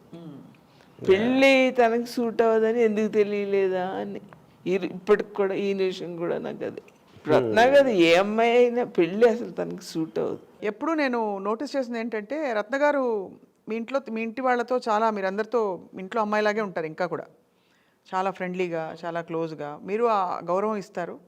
ఇది రాముగారు మూలానా లేకపోతే మీరు స్వతహాగా మీ మూలాన రాముగారు అలా ఉన్నారా? నేను తనకి చెప్పాను, రాముకి నీకు మధ్యలో నేనేమి చేయలేనమ్మా, నాకేం సంబంధం లేదు, నువ్వు మాత్రం ఎప్పుడు నువ్వు నేను ఫ్రెండ్స్గా ఉందాం, నువ్వెప్పుడు రా ఇంటికి, నువ్వు ఎప్పుడు రాలంటే అప్పుడు రా అని. రాము కూడా ఏంటంటే తనకి ఇష్టమే, ఏమీ తెలియనట్టు ఉంటాడు అంతే. అంటే ఇప్పుడు అది అమ్మ చెప్పింది కరెక్ట్. ఇప్పుడు ఒకళ్ళు కొన్న ప్రాబ్లమ్ని ఆ ప్రాబ్లం మళ్ళీ మన నెత్తి మీద తెచ్చుకోకూడదు. అది వాళ్ళిద్దరి personal thing. That is what I respect. మా సిస్టర్ విజయ కూడా చాలా క్లోజ్ అవుతున్నాయి ఇప్పుడు కూడా, maybe the best friends. So నాది దాంట్లోకి తీసుకెళ్ళరు ఆ బ్యాగేజ్ని. స్వప్న ఏ విషయంలో అయినా తనని మనం మంచినీళ్ళు కూడా తాగించలేం. అలాగే మన విషయాల్లో ఎంత పెద్ద విషయం అయినా కల్పించుకోడు. ఫ్రీ అంటే నాకు ఇష్టమైనట్టు నేను ఉంటాను అనుకుంటాడు. అమ్మ, చెల్లెలు, తమ్ముడు, ఎనీబడి. తన విషయంలో నువ్వు మంచినీళ్ళు అడిగినా కూడా తప్పే. ఒకసారి అడిగి రెండోసారి అడిగితే అప్పుడు కూడా అంతేనా? అప్పుడే ఒకసారి ప్రశ్నే లేదు. నేను ఒకసారి ఇప్పుడు ఈ అన్నం తింటా ఉంటే ఏదో వదిలేసాను కొంచెం ఫుల్గా తినకుండా. అప్పుడు అమ్మ ఏమో ఇలాగా ఎంతమంది తిండి లేకుండా ఉంటారో తెలుసా నీకు అది అంటే, మనం ఎంత నష్టం తీసుకొస్తున్నాం ఇలా అన్నం వేస్ట్ చేయటం వల్ల అంటే. నేను అన్నాను అమ్మ అసలు యాక్చువల్గా అన్నం ఎంత వేస్ట్ చేస్తే అంత దేశానికి ఉపయోగం అని చెప్పాను. ఎందుకంటే ఇప్పుడు లెక్క ప్రకారం నేను 200 గ్రాములు, సపోజ్ ఇక్కడ 400 గ్రాములు ఉంది ఫుడ్, నేను 200 గ్రాములు వేస్ట్ చేశాను. నువ్వు 200 గ్రాములే వండి పెట్టావంటే అప్పుడేంటి, ఆల్రెడీ ఇంకా నిల్వ ఉంది, నువ్వు మళ్ళీ పెడతావు. అది ఇవి 400 అయిపోయింది కాబట్టి నువ్వు మళ్ళీ కొట్టుకెళ్ళి కొనుక్కోవాలి. ఆ కొనుక్కున్న దానిది డిమాండ్ పెరుగుతుంది రైతులకి, అప్పుడు వాళ్ళకి ఎక్కువ డబ్బులు వస్తాయి. దానివల్ల దేశం అంతా సుభిక్షంగా ఉంటుంది, ఎంత అన్నం వేస్ట్ అయితే అంత సుభిక్షంగా ఉంటుంది అని చెప్పాను. తప్పని ఎత్తున్నది కొట్టింది. ఎందుకంటే మీ లాజిక్కి ఆన్సర్ చెప్పలేనప్పుడు వైలెన్స్లోకి దిగుతారు ఎవరైనా. అంతే మరి. ఇప్పుడు ఎకనామిక్స్ అది ఏంటి అనేది నా పక్కన పెట్టండి, ఇప్పుడు చెప్పింది దానికి. కానీ స్కూల్లో ఉన్నప్పుడు చెప్పేది లాజిక్ నేను. పర్ఫెక్ట్ లాజిక్ కదా. సో బట్ ఎప్పుడు ఏనాడు యూ డోంట్ రిమెంబర్ ఎనీథింగ్ అమ్మ చేసిన వంట కానీ ఇవన్నీ చాలా మనకి సెంటిమెంట్తో ముడిపడి ఉన్న విషయాలు, ఎస్పెషల్లీ ఇండియాలో అమ్మ చేసిన. అంటే ఇప్పుడు ఎందుకంటే ఒక్కటి నేను ఫుడీ కాదు కనుక నేను అంత, అంటే ఇప్పుడు చిన్నప్పుడు ఉన్న అదేంటి హల్వాలు లేకపోతే వాట్ ఎవర్, అంటే అందరూ ఇప్పుడు నాకు బాంబే నుంచి వచ్చిన వాళ్ళు కూడా ఎప్పుడైనా ఇంటి నుంచి ఫుడ్ వస్తే అందరూ సూపర్ సూపర్ అంటారు, ఇంటి నుంచి వస్తుంది కదా. కానీ నేను పర్సనల్గా ఫుడ్ అనేది అసలు ఎప్పుడు కేర్ చేయలేదు చిన్నప్పటి నుంచి. అసలు చిన్నప్పుడు 5-6 సంవత్సరాలు అన్నం తినలేదు, పాలు తాగేసి. నేను కూడా ఏం చేయాలో తెలియక ఒక గ్లాస్ పాలు ఇచ్చేసేదాన్ని. రోజుకి 5-6 సార్లు పాలు ఇచ్చేసేదాన్ని. పెద్దవాళ్ళు మా అమ్మ నాన్నగా తిట్టేవారు, ఆ పిల్లోడికి అన్నం పెట్టకుండా పాలు ఇచ్చేయడం ఏంటి. మరి నేనేం చేయాలి, అది తినకపోతే అది తిప్పి తిప్పి పెట్టడాలు ఏమి. యోగి మా అమ్మ డెఫినెట్గా నాకు జోలపాటు అయితే పాడలేదు ఇప్పుడు, నాకు గుర్తుంది. మీరంత తీవ్రంగా మాట్లాడినప్పుడు చాలా మంది ఏమనుకున్నారంటే మీ అమ్మగారు కొంచెం తెరపైకి వచ్చిన తర్వాత, అంటే ఆఫ్టర్ ఆల్ దిస్ స్టార్టెడ్, ఓహో ఈయనకి అమ్మగారు ఉన్నారు, నార్మల్ అమ్మగారు అని కొంచెం ఆశ్చర్యపోయారు అందరూ. అంటే మీరు అప్పుడు తీవ్రంగా చాలా విషయాలు, అంటే వాళ్ళ అమ్మ పెంపకంతో ఇలా పెచ్చగా తయారయ్యాడా అనే అనుమానం కొంచెం, ఈ ఒక్కడే తెంగరోడు వాళ్ళు కాదు మాట అని క్లారిటీ వచ్చింది కొంచెం. అంతేగా. సో వెన్ యూ అనౌన్స్డ్ ఇంకా విడిపోతున్నామని చెప్పి అప్పుడు కన్విన్స్ చేయాల్సి వచ్చిందా? ఐ థింక్ ఆల్రెడీ తెలుసు, చూశారు కదా ప్రాసెస్. చూసినప్పుడు ఐ థింక్ ఆటోమేటిక్గా the realise this is not going to work అనేది. అండ్ అదే ఐ థింక్ దాని తర్వాత కూర్చుని నేను వాళ్ళకేదో చెప్పి అవన్నీ ఏమి జరగల. రామ్ గోపాల్ వర్మ గారు అమ్మాయిల పిచ్చి అని 100 సార్లు చాటి చెప్పారు ఇంటర్వ్యూల్లో, బయట, అన్ని విధాలు. మీ మనసుకి ఏమనిపిస్తుంది? నాకు రాము తెలుసు కదా, నాకు అసలు ఏమనిపించదు. అంటే తెలుసు అంటే నేను చెప్పనా, ఇంకో ప్రపంచం, నాకు తెలిసిన ప్రపంచం ఎంతో క్రూయల్గా ఉంటారు మగవాళ్ళు. పైకేమో పెద్ద మనిషిలాగా, దానికంటే ఏదో చెప్తాడు అంతే. తనేమో ఎవరికి హాని చేయడు, ఎవరిని ఇబ్బంది పెట్టాడు, అది నాకు తెలుసు, నా మనసుకు తెలుసు. ఇప్పుడు రంగీలా సినిమా ఉన్నప్పుడు నాకు అమ్మాయి ఎంతో అందంగా కనపడింది, అమ్మాయిని చాలా అందంగా చూపించాడని. నెక్స్ట్ ఇంకోటమ్మా, ఇప్పుడు మన ఇళ్ళల్లో కూడా అమ్మాయిని అందమైన కోడలు తెచ్చుకోవాలంటారు కదా. అంటే అందమైన అమ్మాయి ఇంట్లో తిరుగుతుంటే ఇల్లు కలకలలాడుతుందని, అంతే కదా. ఎవరు అందమైన కూతురు కనాలని ఎవరిని నేను వినలేదు. ఉండాలని అనుకోవచ్చు, అది వేరే సంగతి. అంటే నిజమే కదా, ఒక అమ్మాయి వచ్చి లక్షణంగా అందమైన అమ్మాయి తిరుగుతుంటే మరి ఇల్లు కలకలలాడుతుంటుంది కదా. కానీ నేను ఒకటి చెప్తాను, నేను ఫస్ట్ టైం నేను నా కెరీర్లో రంగీలా సినిమాలో హీరోయిన్ని ఎక్స్పోజ్ చేశాను, ఆ బికినీలు ఇలాంటివన్నీ చేసాను. ఆ టైంలో నేను తీసినప్పుడు మాకు ఎల్డీ ప్లేయర్ ఉండేది. నేను అమ్మాయిని అబ్జర్వ్ చేస్తే అది one of the main reasons why did that. నేను ఉర్మిళని ఒప్పించగలటానికి కూడా రీజన్ అదే, ఆ టైంలో క్లోజ్ చేసుకోవడానికి. ఇప్పుడు సర్కైలో ఖట్యా లాంటి డేవిడ్ ధావన్ సినిమాలో మన పేరేంటి, కరిష్మా కపూర్ ఒక హార్డ్ సరి కైలో ఖట్టియా జాడ, ఆ kind of hard expressions mini స్కర్ట్లు వేసుకున్నప్పుడు అమ్మ ఎక్స్ప్రెషన్లో ఇలా కొంచెం మొహం చెట్లు చూసేది. నేను సింగింగ్ ఇన్ ద రెయిన్ లాంటి ఎల్డీ పెడితే దాంట్లో టెక్నికల్గా ఎక్స్పోజర్ చాలా ఎక్కువ ఉంది, అది మాత్రం ఫుల్ స్మైల్తో చూసేది. అప్పుడు నాకేమనిపించిందంటే వాళ్ళు ప్రైడ్ తీసుకున్నప్పుడు, కరిష్మా కపూర్ ప్రైడ్ తీసుకోవట్లా, ఏదో కమర్షియల్ సినిమా చెయ్యాలి కాబట్టి చేస్తున్నాం, ఆ వల్గారిటీ లిరిక్స్ చేయటానికి అది మొహంలో రిఫ్లెక్ట్ అయ్యేది. అప్పుడు నేను అమ్మ ఎక్స్ప్రెషన్ బట్టి నేను ఊర్మిళకి చెప్పాను, నీలో నువ్వు ప్రైడ్ తీసుకుంటే నీకున్న బాడీకి అది అలా రిఫ్లెక్ట్ అవుతుంది, నీకు నచ్చినప్పుడు నువ్వు చేసినప్పుడు ఇలా రిఫ్లెక్ట్ అవుతుంది వల్గర్గా. కాన్ఫిడెంట్గా ఉంటే అమ్మాయి మినీ డ్రెస్ వేసుకుని, ఆ కాన్ఫిడెంట్ అసలు ఎంత కవర్ చేసేస్తుందో మనకి ఏమనిపించదు, ఇబ్బంది అనిపించదు, ఏమనిపించదు అసలు ఆ కాన్ఫిడెంట్ లేకపోతేనే. కానీ ఇది తెర మీద అమ్మాయిల గురించి మీరు చెప్తున్నారు. అమ్మాయిల పిచ్చి అంటే నేను అసలు అమ్మాయిల్ని అంటే కేవలం అంటే వాళ్ళని, నాకు అమ్మాయి ఫ్రెండ్స్ ఉండరు, నాకు అమ్మాయిలు అంటే I mean there only one thing man and women should meet, ఇలాంటి స్టేట్మెంట్ చేస్తుంటారు. అప్పుడు మీకు ఇబ్బంది అనిపించదా? రామ్ గోపాల్ వర్మ గారు అంతే అంటారా? ఆయన ఎప్పుడైనా మీరు శోధించారా ఈ విషయం? నాకు అసలు ఎప్పుడు అది ఆ విషయం నాకేమీ అసలు ఇంపార్టెంటే అనిపించలేదు. ఇప్పుడు సడన్గా తట్టింది ఏంటంటే, ఇప్పుడు ఫస్ట్ టైం నేను అమ్మాయి అందం గురించి అమ్మ దగ్గరేనా, ఇందాక చెప్పాను కదా ప్రపంచంలో అత్యంత అద్భుతమైన అందం అని ఉట్టి స్త్రీలో ఉంటుందని మా అమ్మ చెప్పింది ఎవరికో, అది నిన్న. ఇప్పుడు కూడా నేను అమ్మని చూసినప్పుడు ఒక రంగీలాలో ఊర్మిళ కానీ లేకపోతే ఏదో వేరే హీరోయిన్, అమ్మ ఎప్పుడు మెచ్చుకుంటుంది. అది తను ఏంటి మనం బికినీ వేసుకుందా లేకపోతే చీర కట్టుకుందా అని అందరినీ అందంగా చూస్తుంది అంతే. సో ఐ థింక్ అమ్మాయిల అందం గురించి వచ్చిన నాకు అది మా అమ్మ నుంచి వచ్చిందని ఇప్పుడే కనుక్కున్నా. ఓహో. సో ఈసారి నుంచి నన్ను బ్లేమ్ చేయొద్దు. రాము ఫస్ట్ గర్ల్ ఫ్రెండ్ నేనే. ఎస్, ఎందుకంటే నన్నేమి హింసించకుండా బటన్ వేలు కింద పెట్టకుండా నా ఇష్టం వచ్చినట్టు జీవించడానికి నాకు ఒక ఫ్రీడమ్ ఇచ్చింది. యా, సో అలా చూసుకుంటే కదమ్మా, ఇప్పుడు ఒక అమ్మాయి గురించి మాట్లాడుతున్నాం, అవతల పర్సన్ మెచ్యూర్డ్ పర్సన్ అనుకో మనకేమీ అనిపించదు, ఫ్రీగా మాట్లాడతాం కదా. అదే సగం సగం కొంచెం కొంచెం నాలెడ్జ్ తెలిసిన వాళ్ళతోటి మనం ఫ్రీగా మాట్లాడలే, అంతే కదా. అవును. అలాగే రాముతో కూడా నాకు అలా అనిపిస్తుంది అంతే. తను చెప్పిన మాట్లాడుతున్నట్టే ఉంది. మెచ్యూర్డ్ పర్సన్ ఉన్నట్టు.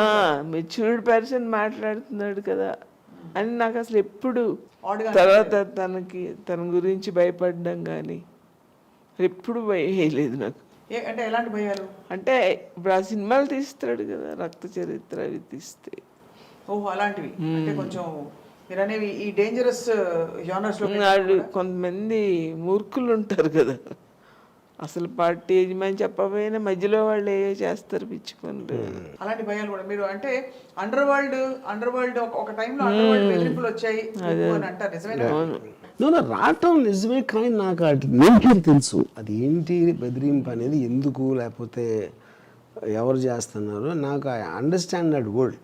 మీకు అది అర్థమైనప్పుడు నేను ట్యాకిల్ చేయగలుగుతానని నాకు తెలుసు. అది వర్మ గారు, ఇప్పటికీ మీ ఇంట్లో వాళ్ళు ఎన్ని సందర్భాల్లో మాట్లాడినా మీరు ఒక చాలా దేవదూత, మీరు భూమి మీద పుట్టిన అవతార పురుషుడు, లేకపోతే ఇంకేదో భగవద్గీతని మొత్తం ఒక శ్రీకృష్ణుడు, ఈ టైప్లో మాట్లాడతారు మీ ఇంట్లో వాళ్ళు. రాముకున్నంత మనసు ఎవరికీ లేదు, రాముకున్నంత బాధ్యత ఇంకెవరికీ లేదు, రాముకున్నంత మంచిదనం ఇంకెవరికీ లేదని. మీరు మాత్రం నేను పదే నేను పరమ డాష్, నేను ఎదవని ఇలా చెప్పుకుంటూ ఉంటారు. అంటే ఇప్పుడు అక్కడ పాయింట్ ఏంటంటే, ఫస్ట్ ఆఫ్ ఆల్ మీరు మనకు మాట వాడినప్పుడు దానికి ఒక డెఫినేషన్ ఇవ్వాలి. మంచితనం డెఫినేషన్ వాళ్ళకేంటి, నాకేంటి, బయట వాళ్ళకి ఏంటి అనేది. జనరల్గా మంచి అనేది ఏంటి, అందరికీ సాయం చేస్తాడు, లేకపోతే అది అని ఏదో ఉంటుంది, కొన్ని పారామీటర్స్ ఉంటాయి. ఆ పారామీటర్స్ నేను ఫాలో అను. అప్పుడు నేను I can't say that I'm a good person. ఏది తప్పు అనుకొని నేను ఎంబ్రేస్ చేస్తాను, నేను అవుట్ ఆఫ్ మై వే వెళ్ళి దాని గురించి సపోర్టింగ్గా మాట్లాడతాను. అలాంటప్పుడు నేను మంచి ఉన్నా చెడ్డ ఉన్నా అంటే, అప్పుడు ఎవరికైనా అంటే మంచి చెడు అనేది వాళ్ళ రిలేషన్షిప్లో ఉంటుంది.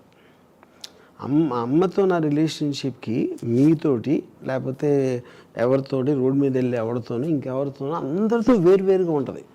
వాళ్ళకు కూడా నా గురించి వేరుగా ఉంటాయి అభిప్రాయాలు. అప్పుడు డైరెక్ట్గా నేను ఇంట్లో వాళ్ళతో ఎలా ఫర్ ఎగ్జాంపుల్ నేను మామూలు ఏమంటుందని, ఇప్పుడు నేను చాలా రేరుగా కలుస్తాను ఫ్యామిలీని, అసలు చాలా రేరు. అది ఎందుకంటే నాకు కామన్ టాపిక్ ఉండదు మాట్లాడటానికి. నేను ఎంతసేపు ఎవరితో కలవాలనుకుంటా, ఎక్స్ట్రీమ్ పీపుల్, వాళ్ళు క్రిమినల్స్ అవ్వచ్చు, కాప్స్ అవ్వచ్చు, లేకపోతే పొలిటికల్ లీడర్స్, లేకపోతే ఒక విపరీత మనుషులతోటి నాకు వచ్చిన ఎక్సైట్మెంట్ మామూలు మనుషులతో ఉండరాదు నాకు. అప్పుడు ఇప్పుడు అమ్మతో కానీ మా ఇంట్లో సిస్టర్తో మాట్లాడటానికి నాకు టాపిక్ దొరకదు, ఎందుకంటే వాళ్ళు ఉన్న ప్రపంచం వేరు, ఒక కనెక్షన్ లేదు నాకు. దానికి ఒక కామన్ సబ్జెక్ట్ అనేది చాలా కష్టం. అప్పుడేంటి, నాకు జనరల్ ఎమోషన్స్ అసలు నేను పట్టించుకున్నాను. ఆడేంటి ఇలా అయిపోయాడు అంటే, ఇప్పుడు ఎవడ మా నాన్న పోతాడని ఫిలాసఫీ ఉంది కాబట్టి వాళ్ళకి ఇంటరాక్షన్ ఉన్న వేరే మనుషుల గురించి కూడా నాకు ఇంట్రెస్ట్ ఉండదు. మా అయితే 10 నిమిషాలు 15 నిమిషాలు వాళ్ళు ఏంటి వీళ్ళు ఏంటి నాకు అయిపోతుంది, టాపిక్ అయిపోతుంది అంతే. యా, దాని తర్వాత నాకు ముందుకు ఫర్ ఎగ్జాంపుల్ ఈ మధ్యన నా డాటర్కి తను ఇక్కడ 45 days ఉంటే నేను 10 minutes కలిసాను. ఇది హైదరాబాద్లో ఉంది తను. ఆ 10 minutes కూడా నాకు ఏం మాటలు తెలియదు. అది అప్పుడు ఏంటంటే అలాంటి ఆస్పెక్ట్ ఉన్నప్పుడు ఎవరు అలా చేయరు. అంటే ఇప్పుడు ఫ్యామిలీస్తో అంటే సాటర్డేస్ అంటే ఫ్యామిలీతో కలుపుతాను, మంచి భోజనం పెడుతుంది. ఇప్పుడు నాకు భోజనం ఇష్టం ఉండదు, అదొకటి. మళ్ళీ సో భోజనం లేకుండా మాటలు లేకుండా ఇంకేం చేస్తాం, యా మళ్ళీ అదొకటి. డ్రింక్ తాగినా కూడా టాపిక్ ఉండదు కదా. సో అప్పుడేంటి, నేను రూట్లెస్గా ఉంటాను, ఎందుకంటే నేను మొహమాటం కోసం ఏం చేయను. ఇప్పుడు మొహమాటం కోసం ఏం చేయనప్పుడు అందుకని ఏంటి, నేను ఫస్ట్ నుంచి అలా చేశాను కాబట్టి వాళ్ళు కూడా అది మర్చిపోయారు, అది అలవాటు అయిపోయింది. అప్పుడు నేను చాలా తక్కువసేపు ఉంటాను కాబట్టి వాళ్ళు మంచోళ్ళు అనుకుంటారు నన్ను. అది నా నిజస్వరూపం అని చూడాల. అది అంటే నిజస్వరూపం అంతకంటే ఏముంటుంది, అట్మోస్ట్ ఎమోషన్ రియాక్షన్ షాట్స్ ఉండవు అంతే అంతే కదా. సూర్యవతి గారు, చాలా సందర్భాల్లో రామ్ గోపాల్ వర్మ గారు నాకు ఎమోషన్స్ లేవు ఉండవు అంటారు. మీరు నమ్ముతారా? 100% రాంగ్ అది. అది ఎలా అంటారు, డంకా చెప్తారంటారు, అలా చెప్తున్నాను. ఇప్పుడు నేనేంటంటే నేను ఎప్పుడు కూడా ఎమోషన్స్ లేవని చెప్పలేదు, ఎమోషన్స్ కంట్రోల్ చేస్తానని చెప్పాను. అది చాలా డిఫరెన్స్ ఉంది దానికి దీనికి. అంటే డీప్ గా ఫీల్ అవుతారు కానీ దాన్ని తొక్కేస్తారు పాప అక్కడ, అంతేనా? నో, అది I try to understand the emotion. మీరు అండర్స్టాండ్ చేసుకున్న దేనికి మీరు భావోద్వేగం పొందరు. ఇప్పుడు నాన్నగారు చనిపోయినప్పుడు ఎప్పుడే అడగలేదు. ఎప్పుడు? అలా 7 ఏళ్ల వయసులోనే అమ్మ నువ్వు నన్ను ఎందుకు కొడుతున్నావు అంటే నువ్వు వేరే ఏదో పెట్టుకున్నావు అన్నాడు. అప్పుడే అర్థమైపోయింది. తప్పు నీది కాదు కానీ కళ్ళల్లో నీళ్ళు కూడా రాలేదు. సో ఇప్పుడు ఇక్కడ ఏంటంటే పాయింట్, మీకు లాజిక్కి ఒక ప్రాక్టికల్ అప్లికేషన్ ఉండదు. ప్రాక్టికల్ అప్లికేషన్ అంటే ఏంటంటే మీరు అనుకున్న దాన్ని మీరు ప్రాక్టీస్లో చేయటానికి, మీరు ఆలోచించడానికి, అవతలోళ్ళు ఎలా తీసుకుంటారనే దానికి, అవతలోళ్ళ దృష్టిలో అది ఎలా ఉంటుంది అనుకునే దానికి ఒక తేడా ఉంటుంది. సో దాంట్లో ఏమైంది, నాకు మా ఫాదర్ పోయినప్పుడు నేను ఇమ్మీడియట్గా నా ఫస్ట్ రియాక్షన్ నాకు తెలిసినప్పుడు, నా ఫస్ట్ రియాక్షన్ అమ్మ. ఇది అమ్మకి ఎలా చెప్పాలి? అప్పుడు నేను ఎక్కడ ఆ టైంలో ఒక ఎస్టీడీ బూత్ ఉండేది, సెల్ ఫోన్స్ ఇవ్వ టైంలో. ఎస్టీడీ బూత్లోంచి ఫోన్ చేసి అక్కడ చెప్పాడు నాకు, ఫాదర్ ఎక్కడో భీమవరంలో ఆయనకు హార్ట్ అటాక్ వచ్చింది. ఇంట్లో. కానీ ఏంటి, అది మా సిస్టర్ విజయ నన్ను నిద్రపోతూ ఉంటే లేపింది. బుజ్జి ఫోన్ చేసాడు అర్జెంటుగా నీతో మాట్లాడాలని. సో నేను బుజ్జి అంత క్లోజ్ కూడా కాదు నాకు. నిద్రలేపి ఎందుకు చెప్తాను, వెళ్ళి నేను మాట్లాడితే పక్కన ఎవరైనా ఉన్నారన్నాడు. సో అక్కడ అమ్మకి విజయ కూడా డౌట్ వచ్చింది, ఏంటి బుజ్జి రాముతో ఇంత అర్జెంటుగా ఏంటి పని ఏడుతో అని. సో అప్పుడు నేను వెళ్ళి బయట నుంచి ఫోన్ చేసి తెలిసాక నేను వెనక్కి వస్తా ఉట్టి అమ్మకి ఎలా చెప్పాలని ప్రాక్టీస్ చేస్తున్నాను. ఇక్కడ వచ్చేసి నేను గట్టిగా నాన్న అంటే చాలా క్యాజువల్గా చెప్పాను, నాన్నగారికి ఏదో చిన్న గుండె నొప్పి వచ్చిందంట, నేను ఇక్కడికి తీసుకొచ్చేయమని చెప్పాను నాన్న. దానికి అమ్మ అంటే షీ వాజ్ సస్పెక్టింగ్ ఏదో జరుగుతుంది. ఎప్పుడైతే నాన్న పేరు చెప్పానో షీ కొలాప్స్. అక్కడి నుంచి నేను ఇంకా పెద్ద డ్రామా ఆడేసి ఎవరు ఇంటికి రావద్దని చెప్పి అది చెప్పి ఏదో అంతా చేసాను. దీని మొత్తంలో నేను అసలు మర్చిపోయాను. నేను ఎంతసేపు అమ్మకి ఎంత కేర్ఫుల్గా చెప్పాలి, ఎలాగ రివీల్ చేయాలి అనే ఒక స్క్రీన్ ప్లే రాయటంలో బిజీగా ఉన్నాను నేను బేసిక్గా. అయిపోయిన తర్వాత ఒకసారి బాడీ వచ్చేసిన తర్వాత నేను వెళ్ళి అంటే మనం తన హ్యాపీ మూమెంట్స్ని గుర్తుపెట్టుకోను. ఇప్పుడు ఆయన ఫోటో పెట్టి ఇక్కడ దండ పెట్టి ఆ 11వ రోజు ఇవన్నీ మాత్రం దయచేసి చేయొద్దు. దీనికి ముందేంటి మా ఫాదర్ ఏమో ఆయన బాడీని డొనేషన్కి ఇవ్వాలి, ఐస్ డొనేట్ చేయాలి ఏదో చెప్పారు. ఇప్పుడు ఆ టైంలో nobody wants to see that. అంటే ఇప్పుడు మనం నిన్నటి వరకు మనతో ఉన్నప్పుడు నేనేమో నాన్నగారు కోరారు కదా, అది ఎలా మనం అవాయిడ్ చేస్తాం అనే దాంట్లో కొంచెం ఆల్మోస్ట్ ఫోర్స్ఫుల్గా మాట్లాడాను. అప్పుడు అమ్మ ఏడుస్తా నీ ఇష్టం అన్నట్టు అన్నమాట. ఇప్పుడు అయిపోయిన తర్వాత ఐస్ డొనేషన్ అది చూసి అది నేను విపరీతంగా ఐ ఫెల్ట్. ఎందుకంటే అన్ని సంవత్సరాలు వాళ్ళిద్దరూ కలిసి ఉన్నప్పుడు నేనేదో పెద్ద తొక్కలో లాజిక్ తీసుకొచ్చి అని, ఎందుకంటే life is for the living not for the dead. Father పోయారు, ఆయనకి అయితే తెలియదు ఏమవుతుందో. అమ్మకి అలాంటి విజువల్ సబ్జెక్ట్ చేశానని నాకు చాలా చాలా పెద్ద regret. Maybe the most regretted incident in my life. Yeah, but that's it. అంటే అయిపోయింది. అంటే that's one of the flops I made ఆ డెసిషన్. ఓకే, అప్పుడు ఎందుకంటే నేను ఎక్కడి నుంచి ఉన్నాను, అమ్మ ఎప్పటి నుంచి ఫాదర్ నుంచి పెళ్లి చేసుకున్నప్పటి నుంచి ఇన్ని సంవత్సరాలు వాళ్ళు గడిపి, అందుకని ఆ రోజు నేను డిసైడెడ్ నా లైఫ్లో మళ్ళీ ఎప్పుడు నేను ఒక పోయిన వాళ్ళ బాడీ అనేది ఎంచుకోను.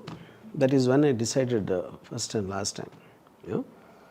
ఇప్పుడు ఈ సందర్భంలో నేను ఒకటి చెప్తాను మీకు. ఒకటి, ఇప్పుడు ఎవరు ఎప్పుడు పోతారో ఎవరికి తెలియదు. నేను ముందు పోయినా నువ్వు నన్ను చూడద్దు, నేను నిన్ను చూడను. ఎస్, కానీ ఇక్కడ ఒక రహస్యం I love it, I love it. Swapna ఒక రహస్యం ఇప్పుడు కనిపెట్టావా? ఇప్పుడు ఇప్పుడు ఫస్ట్ టైం మా అమ్మతో మాట్లాడు, మా అమ్మతో ఎస్, మా అమ్మతో మాట్లాడను, మా అమ్మ నేనేమో 6 నెలలు అయింది అంటాడు. అవన్నీ ఏంటి మేము తలుచుకోవడం కదా. This is really way too. I'm sorry. I'm sorry. ఏమిటి? పెద్ద దొంగ ఓకే, తనకు తానే బయట పెట్టేసుకున్నాడు. ఇంతకన్నా అండర్స్టాండింగ్ ఉంటుందా? ఉండదు.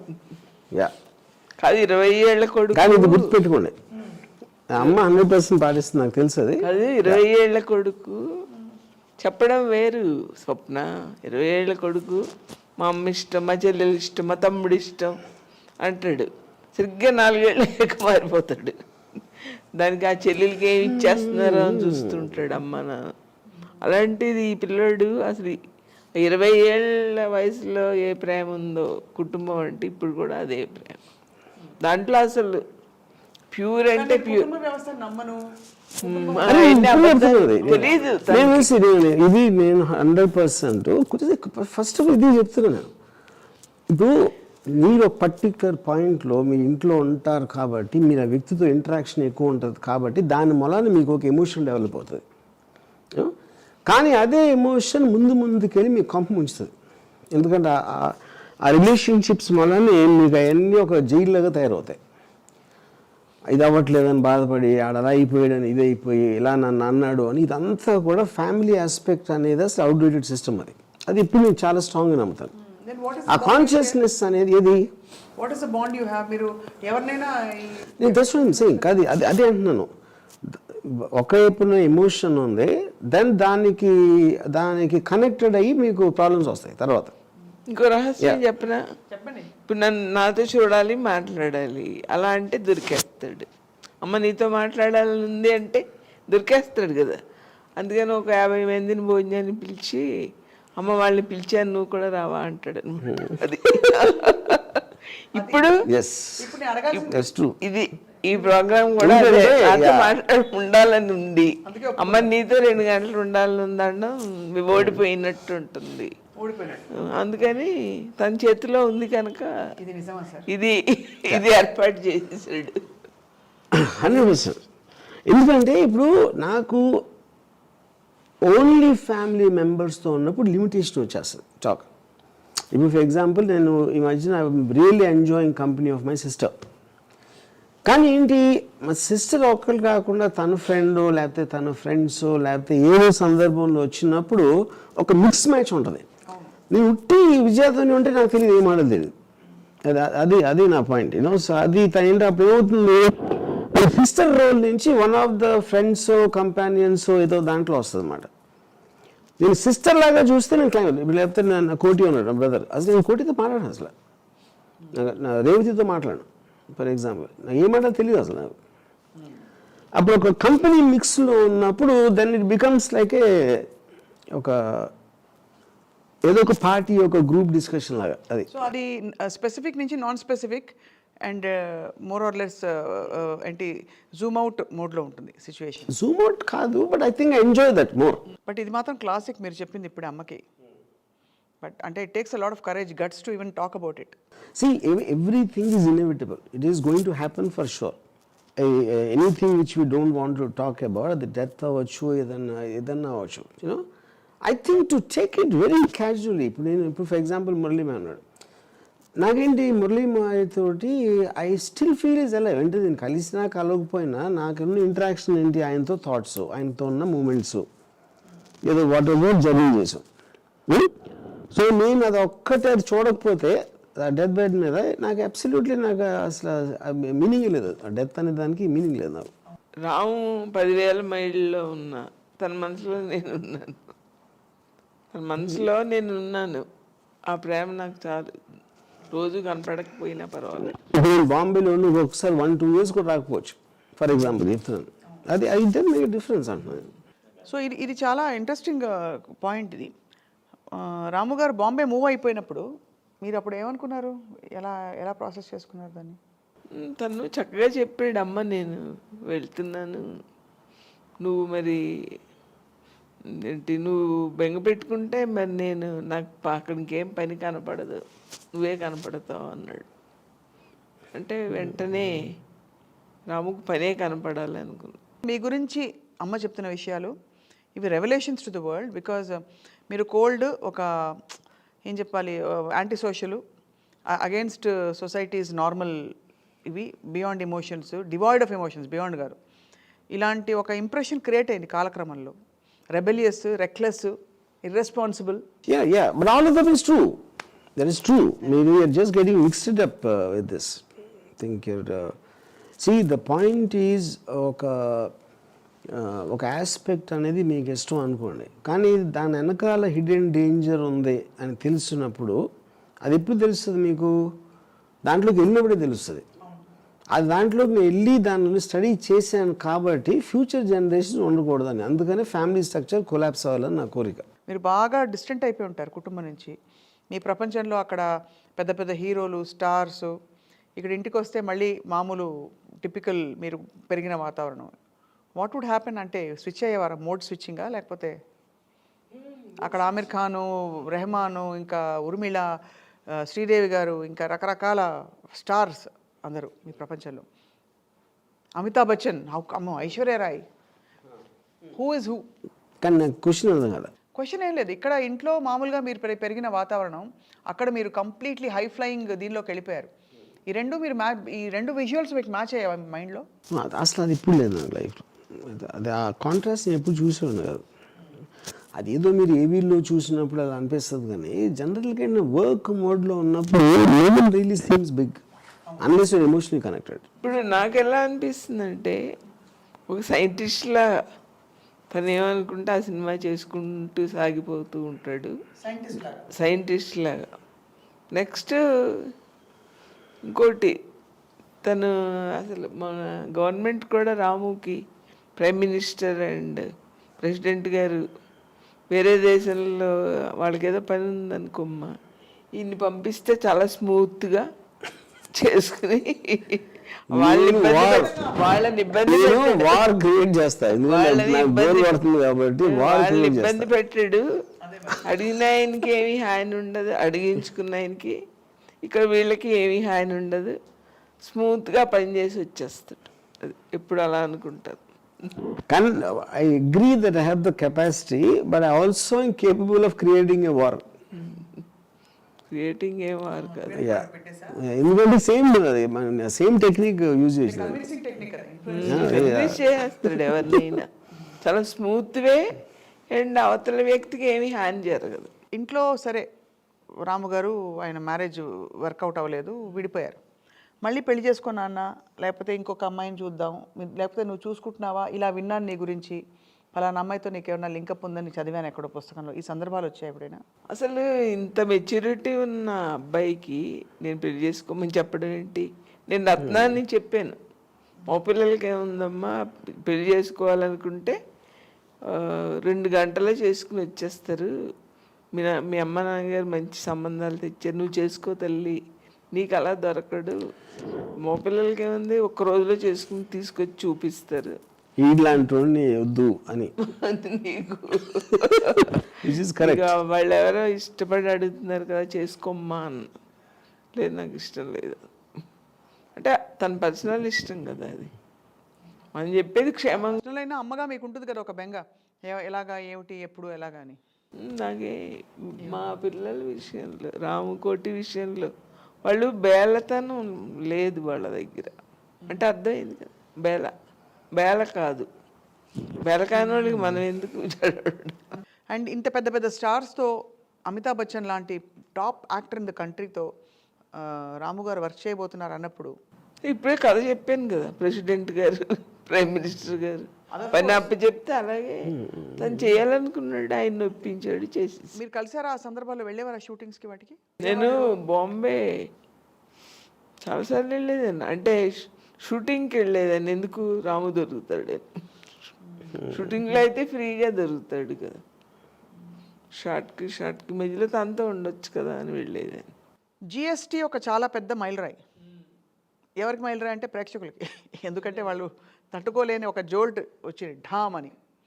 రామ్ గోపాల్ వర్మ గారు అంతవరకు ఒకలాంటి సినిమాలు తీసిన ఆయన సడన్గా ఒక న్యూడ్ అమ్మాయిని ఒక కంప్లీట్గా అది ఒక అశ్లీలమైన సమాజం భాషలో ఆఫ్ కోర్స్ అది కరెక్టే, అది అశ్లీలమైన కొంత అందరికీ మనస్కరించని ఆ దృశ్యాలతో ఒక నీలి చిత్రం తీశారు.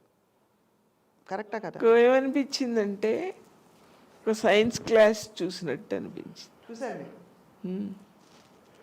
అంటే అది ఒక మెచ్యూరిటీ ఉన్న మనిషితో చూసింది తేడా ఉంటుంది, అందరితో చూడలేక. కానీ నాకైతే ఒక సైన్స్ క్లాస్ ఒక డాక్టర్ నన్ను తీసుకెళ్ళి చూపించినట్టు అనిపించింది. అది నా ఇంటెన్షన్ కూడా అదే, ఆ సినిమా తీయటంలో నా ఇంటెన్షన్ కూడా అదే. Yeah. No, it is just about exposing a woman's inner views about what she thinks of sex. Yeah. మనకి ఆపరేషన్ చూడాలంటే అడుగుతాం కదమ్మా డాక్టర్ని, అలా తీసుకెళ్ళి చూపించినట్టు అలా అనుకున్నారు. అలాగే అనుకున్నాను. 100% దీంట్లో నా చెప్పిన మాటలు ఏమి కల్తీ లేదు, ప్యూరిటీగా చెప్పాను 100%. అసలు ఏమనిపించలేదు. So that was a very bold thing from you sir. అంటే ఎవరు ఎక్స్పెక్ట్ చేయలేదు. అది జిఎస్టీ దానికి కిరణ్ గారు మ్యూజిక్ ఇచ్చారా? కీర్వాణి ఇవ్వలేదు, కీర్వాణి ట్రాక్ ఒకటి తను చేశాడు. నేను కీర్వాణిని just asked him to produce music track for it. Right. మీకు అమ్మతో గడిచిపోయిన జీవితం అంటే ఈ సంవత్సరాల్లో any other regret you have? ఈ టైంలో నేను ఉండలేకపోయాను, స్పెండ్ చేయలేకపోయాను, అమ్మకి ఇది ఇవ్వలేకపోయాను, లేకపోతే అమ్మ నేను లేకుండా ఇలా అయిపోయింది, anything like that from your deepest heart? ఎవరన్నా నన్ను అడిగితే నేను ఏదో చేస్తాను. బట్ మెనీ పర్స్ people in my family, Vijaya కానీ అమ్మ కానీ మా ఫాదర్ కానీ ఎప్పుడు ఎవరు ఆడలేదు అను. మరి ఇందాక అమ్మ చెప్పిన నేను ఆడలేదు, వాళ్ళు నన్ను అడగలేదు. అంటే they are content with that. అంటే ఐ డోంట్ నో, అంటే ఇప్పుడు అది అన్కండిషనల్ లవ్ అంటారా దాన్ని? No, I don't know. అంటే I think we're as people we're like that. Almost అందరూ ఇంట్లో అందరూ యాక్చువల్లీ ఎవరు ఎప్పుడు ఎవరిని ఏం అడగరు. ఏ పర్సన్ కూడా ఒక ప్రాబ్లం ఫేస్ చేయడం జరగలేదు. మా ఫ్యామిలీ స్వప్న సీక్రెట్ చెప్పిన రాముకు కూడా తెలియదు. ఇప్పుడు రాము నేను వస్తానమ్మా అంట బాంబేకి, నేను ఎల్లుండి వస్తున్నాను కదా అని అంటాడు. వద్దని చెప్పడు, రావద్దని చెప్పాడు. తర్వాత ఒకసారి అన్నాడు నేను హైదరాబాద్ వచ్చి 2 నెలలు ఉంటున్నాను అన్నాడు. అంటే ఐఆమ్ వెరీ హ్యాపీ, అబ్బా 2 నెలలు ఇంకా చూసేసుకోవచ్చు అని. కట్ చేస్తే ఫిలిం నగర్లో ఉన్నాడు 2 నెలలు. అదేంటి రాము అలా అంటే, మరి ఇంటి నుంచి షూటింగ్ వెళ్ళడానికి ఎంతసేపు పడుతుందమ్మా, ఆ టైం అంతా వేస్ట్. అదే నా యాక్చువల్ రీజన్, లేకపోతే మీ స్పేస్ మీకు కావాలనుకున్నారా? నిజమే, అబద్ధాలు. స్పేస్ అంటే నేను చెప్పాను కదా ఇందాక, నాకు ఇప్పుడు ఒక ఇంట్లో నేను కంటిన్యూస్గా వర్క్ చేస్తూ ఉంటాను. Internet, script, accelerator. సో ఇంట్లో చాలామంది మా ఫ్యామిలీ మెంబర్స్తో నేను ఒక్కడిని ఐసోలేటెడ్గా ఉండటం అనేది నాకు చాలా ఆడుగా అనిపిస్తుంది.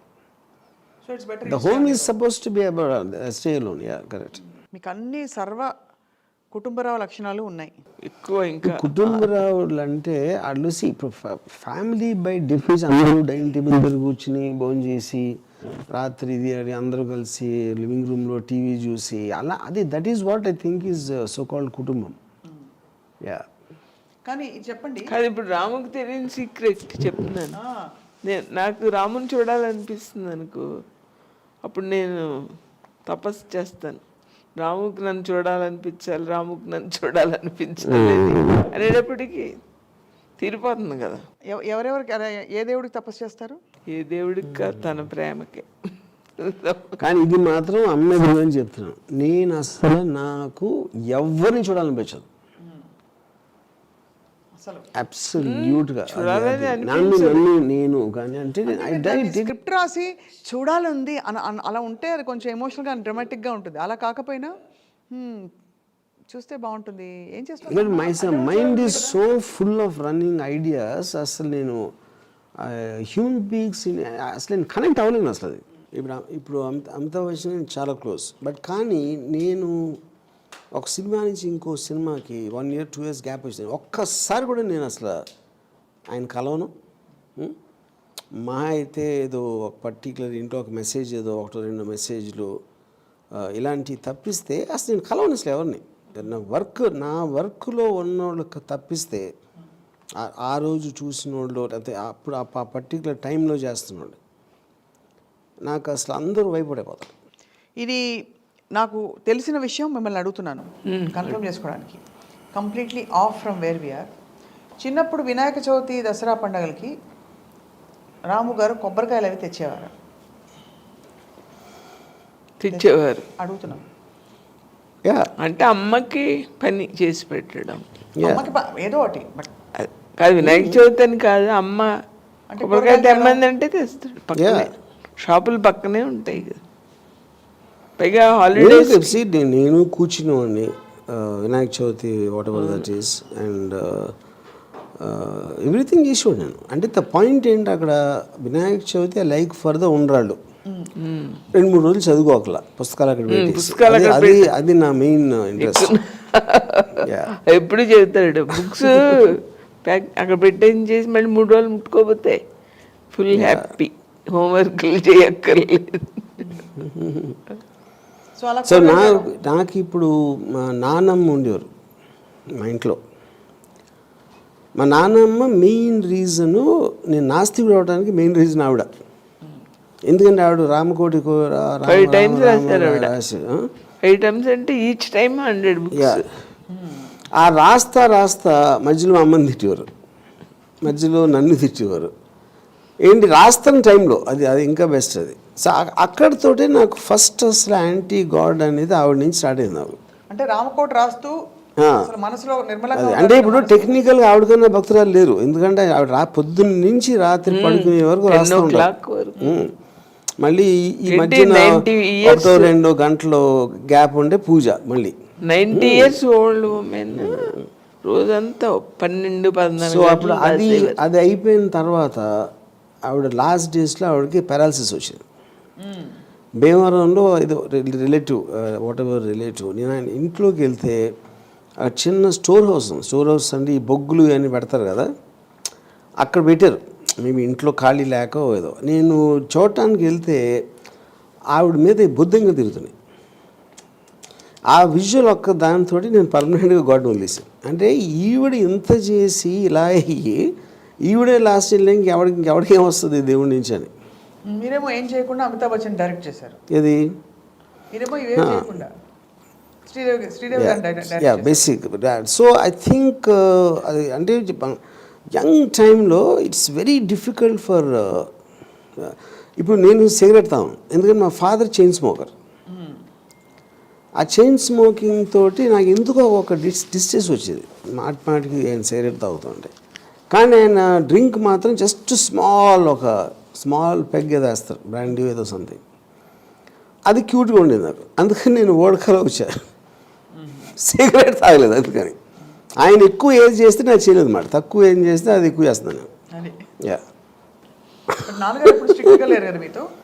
నో, కొట్టడం, మందలించడం. ఇప్పుడు మీకు ఈ అభ్యుదయ భావజాలం అమ్మ నుంచి వచ్చిందా, నాన్నగారి నుంచి వచ్చిందా? అంటే రిలేటివ్ కంపారిజన్. మన నాన్నగారు కూడా ఆల్మోస్ట్ నాస్తికుడు. ఆయన కూడా చాలా లాజిక్, రేషనాలిటీ. దాని వల్లనే నాగేశ్వరరావు గారికి ఈ పెద్దలందరికీ ఫాదర్ అంత దగ్గర అవటం కూడా ఆయన because of the way talks and logic and analysis. అమ్మా, చిన్నప్పుడు రాము గారు రిలేటివ్స్తో ఉన్న పద్ధతి, ఇంట్లో ఉన్న పద్ధతి చూసినప్పుడు ఒకరోజు మా అబ్బాయి ఇలా ఉంటాడు, ఇలా తయారవచ్చు, లేకపోతే ఒక పెద్ద కొంచెం అంటే సమాజం పరిధిలో కొంచెం రెవల్యూషనరీగా అవుతారని అనుకున్నారా మీరు? అసలు అనుకోలేదు. నాకు ఎంతసేపు ఇంజనీరింగ్ చదివించేసి ఇప్పుడు ఉద్యోగంలో పాయింట్ ఏమైందంటే, నేను పెళ్ళి చేసుకున్న టైం, ఎందుకంటే పెళ్ళి అంటే ఆల్మోస్ట్ ఇంజనీరింగ్ అవ్వగానే అయిపోయింది మ్యారేజ్. అప్పుడు ఈ రత్నాకి నాకు వచ్చిన గొడవలు కానీ, నా తాజ్ కృష్ణలో నేను చేసే ఉద్యోగం ఒక ఇన్సెక్యూరిటీ వచ్చేసింది అంతా. వీళ్ళేంటి అదేంటి అనేది. That was a difficult time for the whole family. మొత్తం అందరూ ఏది సరిగ్గా సెట్ అవ్వట్లేదు. ఇలాంటి పీరియడ్లో నేను వెనకాల నుంచి ఈ సినిమా బ్రేక్ ట్రై చేస్తూ ఉన్నాను. Yeah.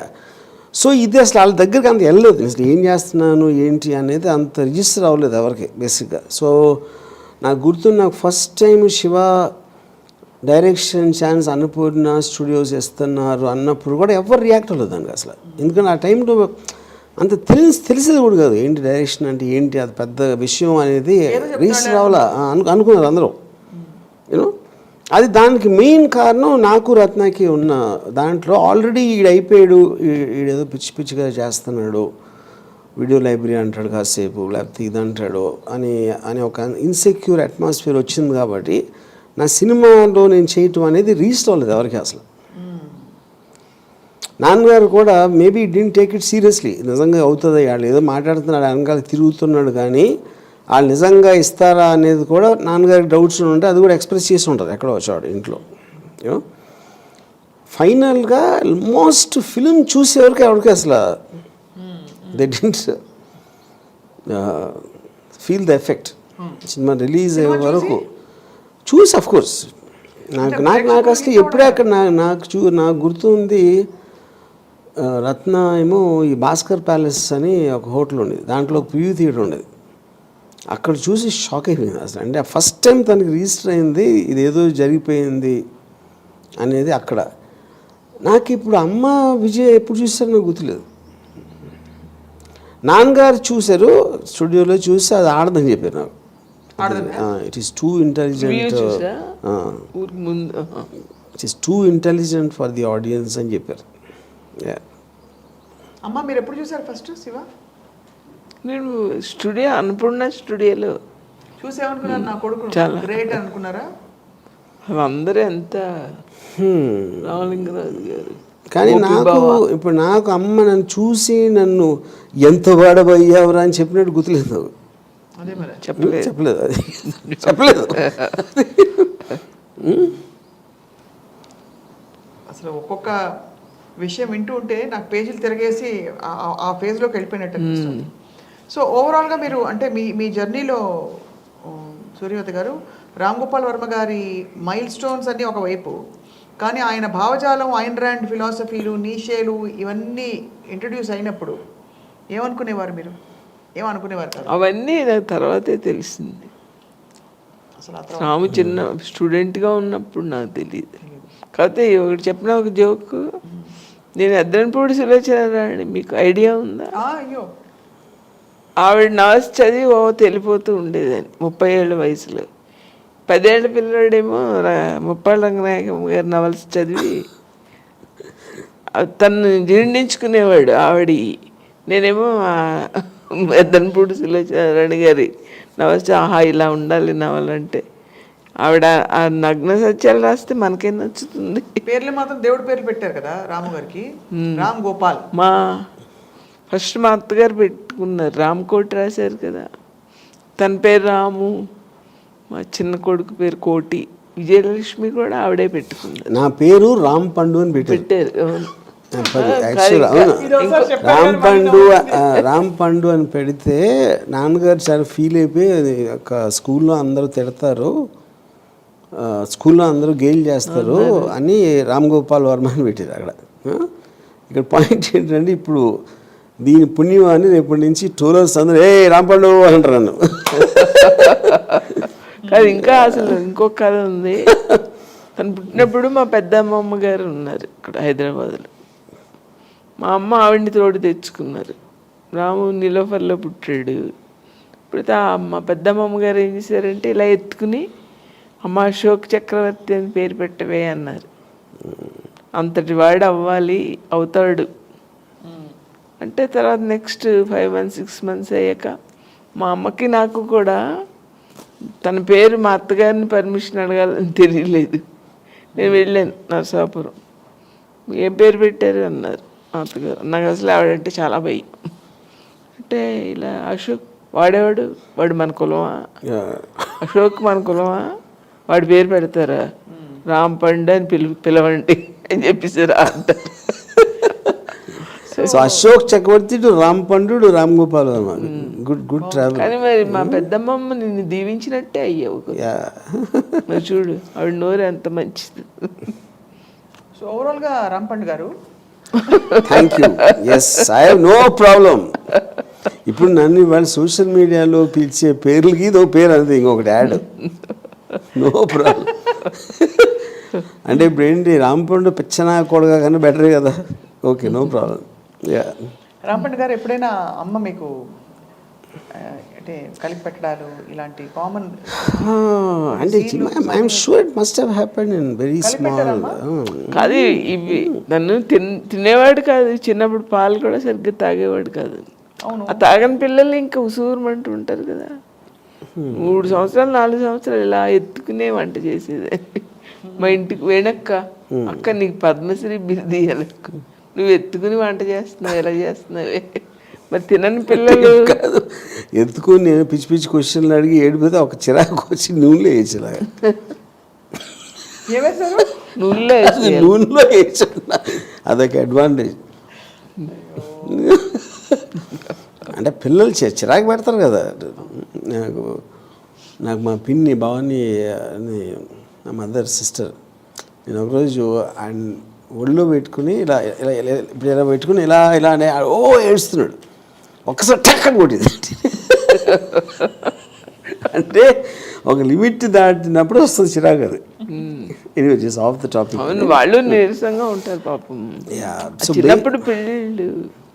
But what is actually evident, ఇప్పుడు ఇన్ని ప్రశ్నలకి దాని కామన్ పాయింట్ ఏంటంటే దట్ సమ్వేర్ మిమ్మల్ని అఫ్కోర్స్ అమ్మ అర్థం చేసుకున్నట్టు అని అంటాం, చాలా డీప్గా అర్థం చేసుకున్నారు ఒకవైపు, ఇంకోవైపు ఆవిడ చూడాలనుకుంటుందే మీలో చూస్తున్నారని కూడా అనిపిస్తుంది.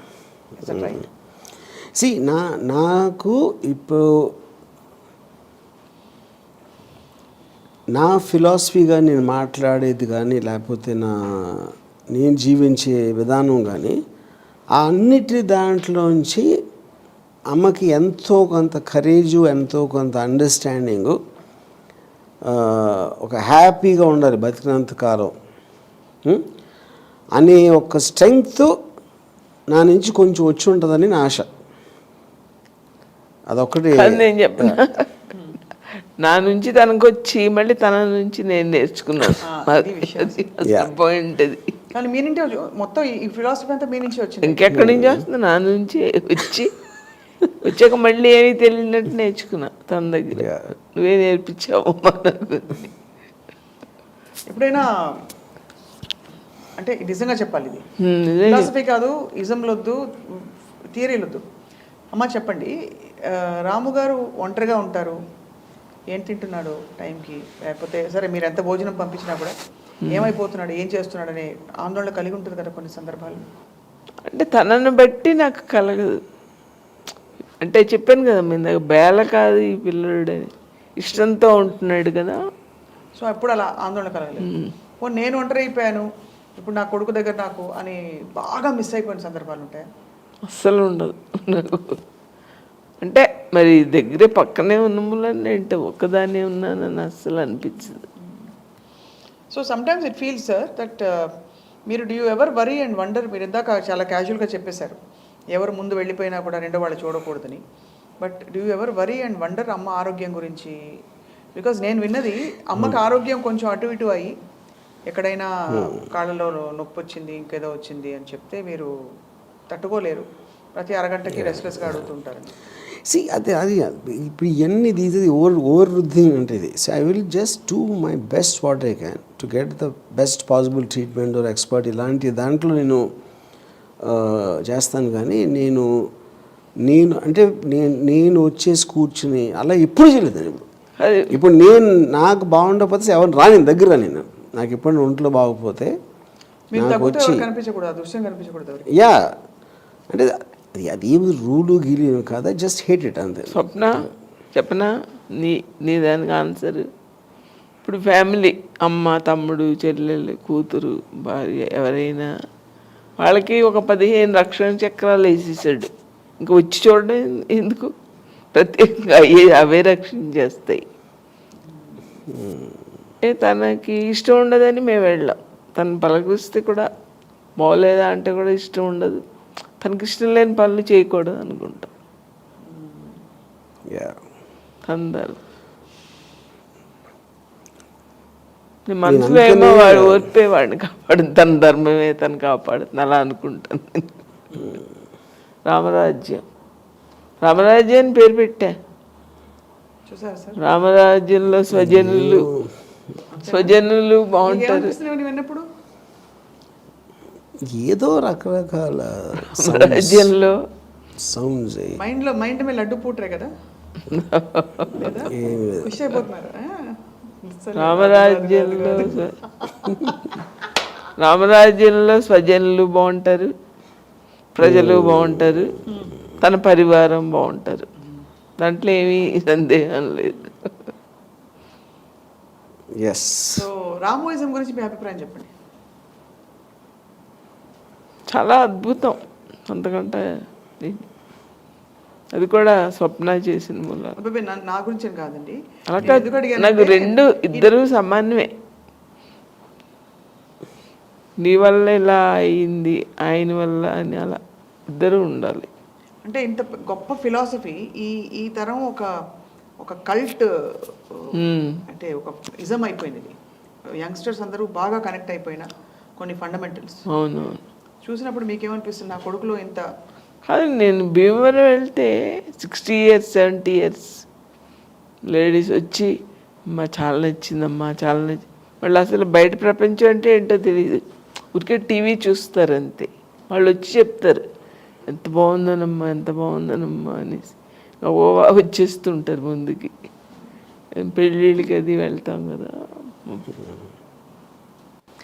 సో అయితే మీకు మీ అబ్బాయి ప్రపంచానికి ఎలా కనిపించిన అమ్మ కంటికి ఎలా కనిపిస్తారు చెప్పండి, ఉన్నమాట చెప్పండి. అమ్మ కంటికి మామూలు తల్లిగా చెప్పడం లేదు, మామూలు కొడుకని కాదు. రాము నుంచి నేను నేర్చుకున్నాను, ధైర్యం నేర్చుకున్నాను. ఏదైనా పని అవ్వకపోతే తను అసలు ఎంత కూల్గా ఉంటాడు, అది మనకి తెలుస్తుంది కదా పని ఏంటో. ఎంత కూల్గా ఇంకా ప్రశాంతంగా అయిపోతాడు. నేనేంటి ఇంత చిన్న పనికి ఇలా అయిపోతానని తన నుంచి నేర్చుకున్నా. ఇలా కాకపోతే అలా చేయాలి అని ముందు మనం ఆలోచించి పెట్టుకున్నాం అనుకోమ్మా, అప్పుడు మనకంత ఫెయిల్ అయినా ఏం అనిపించదు కదా ఒక పని. అవ్వకపోతే అని సడన్గా బాధపడడం అని ధైర్యం రాము నుంచి నేర్చుకున్నాను. పని కూడా ఇలా కాకపోతే అలా చేద్దాం, అవ్వకపోతే అంతే అవ్వలేదు. Just 2 points. Live your best and accept the worst. ఈ 2 లైన్స్లో ఉండాలి. మీరు ఉన్నంత వరకు సూపర్గా ఉన్నారు, అవ్వలేదు ఓకే నో ప్రాబ్లం, తర్వాత చూసుకో. ఇప్పుడు నేను కాంటెస్ట్ చెప్తాను. ఇప్పుడు సపోజ్ నేను పోయిన అనుకోండి, మా ఫ్యామిలీ ఏడుస్తారు అనుకోండి. కానీ నేను పోయినప్పుడు ఏదో పొరపాటున నేను ఏదో చేశాను, అప్పుడు నాకు స్వర్గం రంభ ఉర్వశి మేనక దొరికిపోయారు. నాకు రంభ ఉర్వశి మేనక దొరికిపోయారు కాబట్టి వీళ్ళు ఏడుస్తున్నారంటే అది చాలా తప్పు కదా. అప్పుడు ఏంటి, నా సుఖం చూసి వాళ్ళు కుళ్ళుకుంటున్నారా ఏంటి? సో నేను అలా చూస్తా. ఓకే లేదు నేను కానీ తెలియదు కదా, నేను నరకానికి వెళ్ళినా స్వర్గానికి తెలియదు. ఇప్పుడు ఇలా చేసాడు కానీ కొంతమంది బాగా మంచోడు అంటున్నారు కదా, వీళ్ళు ఎలాగో నమ్ముతున్నారు. అప్పుడు వాళ్ళ పాయింట్ ఆఫ్ వ్యూలో, మా మదర్ సిస్టర్ పాయింట్ ఆఫ్ వ్యూలో నేను చాలా మంచివాడిని. అప్పుడు నేను డెఫినెట్గా స్వర్గానికి వెళ్తాను. స్వర్గం అంటే మంచి అమృతం వాడక ఉంటుంది, మంచి మంచి అమ్మాయిలు ఉంటారు. ఇంకప్పుడు ఇంక ఆడవాడు ఎందుకు, అందరూ సెలబ్రేట్ చేసుకుని గంతులేని రోడ్డు మీద డాన్స్ చేయాలి నేను పోతే. అది నిజమైన ప్రేమ అంటే అది. నేను చెప్పినా తెలివైన వాళ్ళ దగ్గర పని చేస్తే స్వప్న, తెలివైన వాళ్ళు దీనికి చెప్పే ఆన్సర్ అదే చెప్తున్నాను. నువ్వు ఆల్రెడీ ఒప్పుకున్నావు, నేను పోతే కనుక నువ్వు డాన్స్ చేయాలి. కాదు అదే చెప్తున్నా, తెలివైన వాళ్ళ దగ్గర పని చేస్తే నాకు కూడా వస్తుంది కొంచెం తెలివి. నువ్వు చెప్పేదంతా అర్థమైంది. నువ్వు ఆల్రెడీ కమిట్ అయిపోయావు, అంతే అయిపోయింది. మీరందరూ సార్ గుర్తు చేసుకోండి. ఇప్పుడైతే మరి మీరు చెప్పారు, మీకు అమ్మాయి ఎలా కనిపిస్తారు చెప్పండి, మీరు యోగిలాగా నేను ఎంత చెప్పాను కదా, నా ఇన్ ద కాంటెక్స్ట్ ఆఫ్ నా రిలేషన్షిప్లో ఎవరైనా నన్ను రిస్ట్రిక్ట్ చేయకుండా నా నన్ను వదిలేసి నా ఫ్రీడమ్కి వాల్యూ ఇచ్చినందుకు, ఎందుకంటే ఆ కాంట్రిబ్యూషన్ ఆ టైంలో లేకపోతే నాకు ఇలా ఈ జర్నీలో వెళ్ళటానికి ఛాన్స్ వచ్చేది కదా. ఆ ఫ్రీడమ్ అనేది that is the it is not just a question of నాకు జన్మనిచ్చారా పాయింట్ కాదు. పెరిగే టైంలో నేను వెళ్తున్న డైరెక్షన్లో ఫ్రీడమ్ ఇవ్వటానికి ఈజ్ ద పాయింట్. అలా అవన్నీ ఇచ్చారు కాబట్టి వాట్, యా అంతే, ఓన్లీ దట్. కాబట్టి వాట్ అంటే అందుకనే I value her in my life. అది యా జన్మనిచ్చినందుకు ఎవరు నేను. యా ఎందుకంటే జన్మ ఎవరు కూడా ఒక పర్టికులర్ పర్సన్ని పుట్టించడానికి ఎవరు చేయరు. పెంచటం అనేది that is completely different.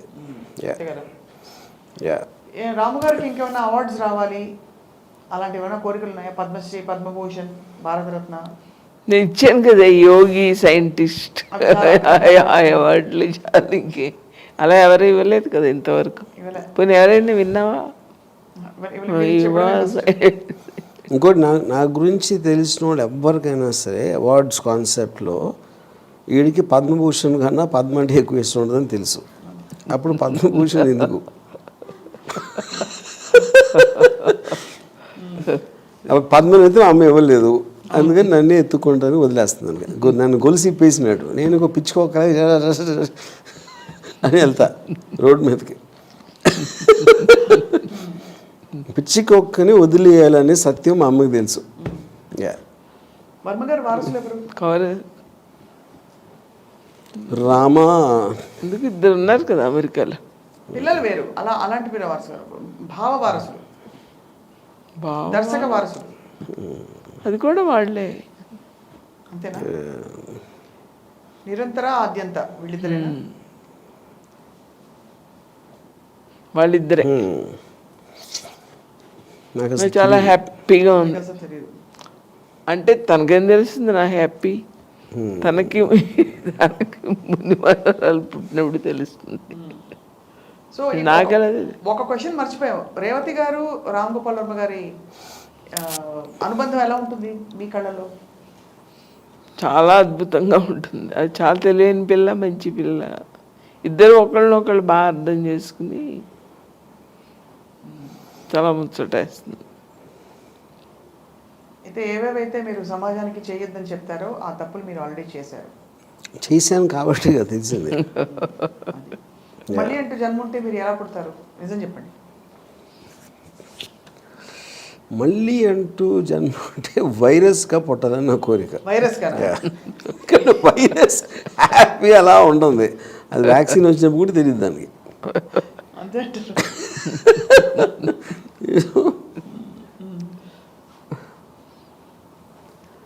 So the point at the end of the whole thing is I still want to say relationships are dangerous.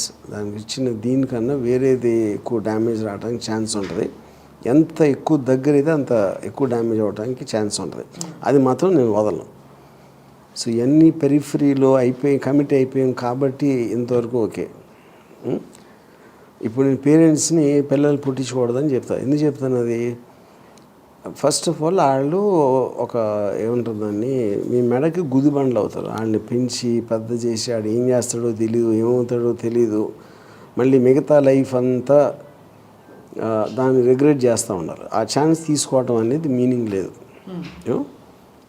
అందుకని ఇప్పుడు నాకు అంటే అప్పుడు మీ అమ్మ నాన్న అలా అనుకుంటే, మీ అమ్మ అలా అనుకుంటే నువ్వు పుట్టివాడువా అంటే, ఇప్పుడు మా అమ్మకి చేసిన తప్పు నేను చేయడం లేదు కదా, కానీ నేను చేసా ఆల్రెడీ. కానీ అట్లీస్ట్ భావితరాలు చేయకూడదని నా చిన్న ఉచిత సలహా. సో రామ్ గోపాల్ వర్మ గారు, ఇప్పుడు అమ్మ గురించి అమ్మతో మాట్లాడాం కాబట్టి మంచి అమ్మ మీద పాట పాడండి. మీరు పాట అమ్మ మీద పాట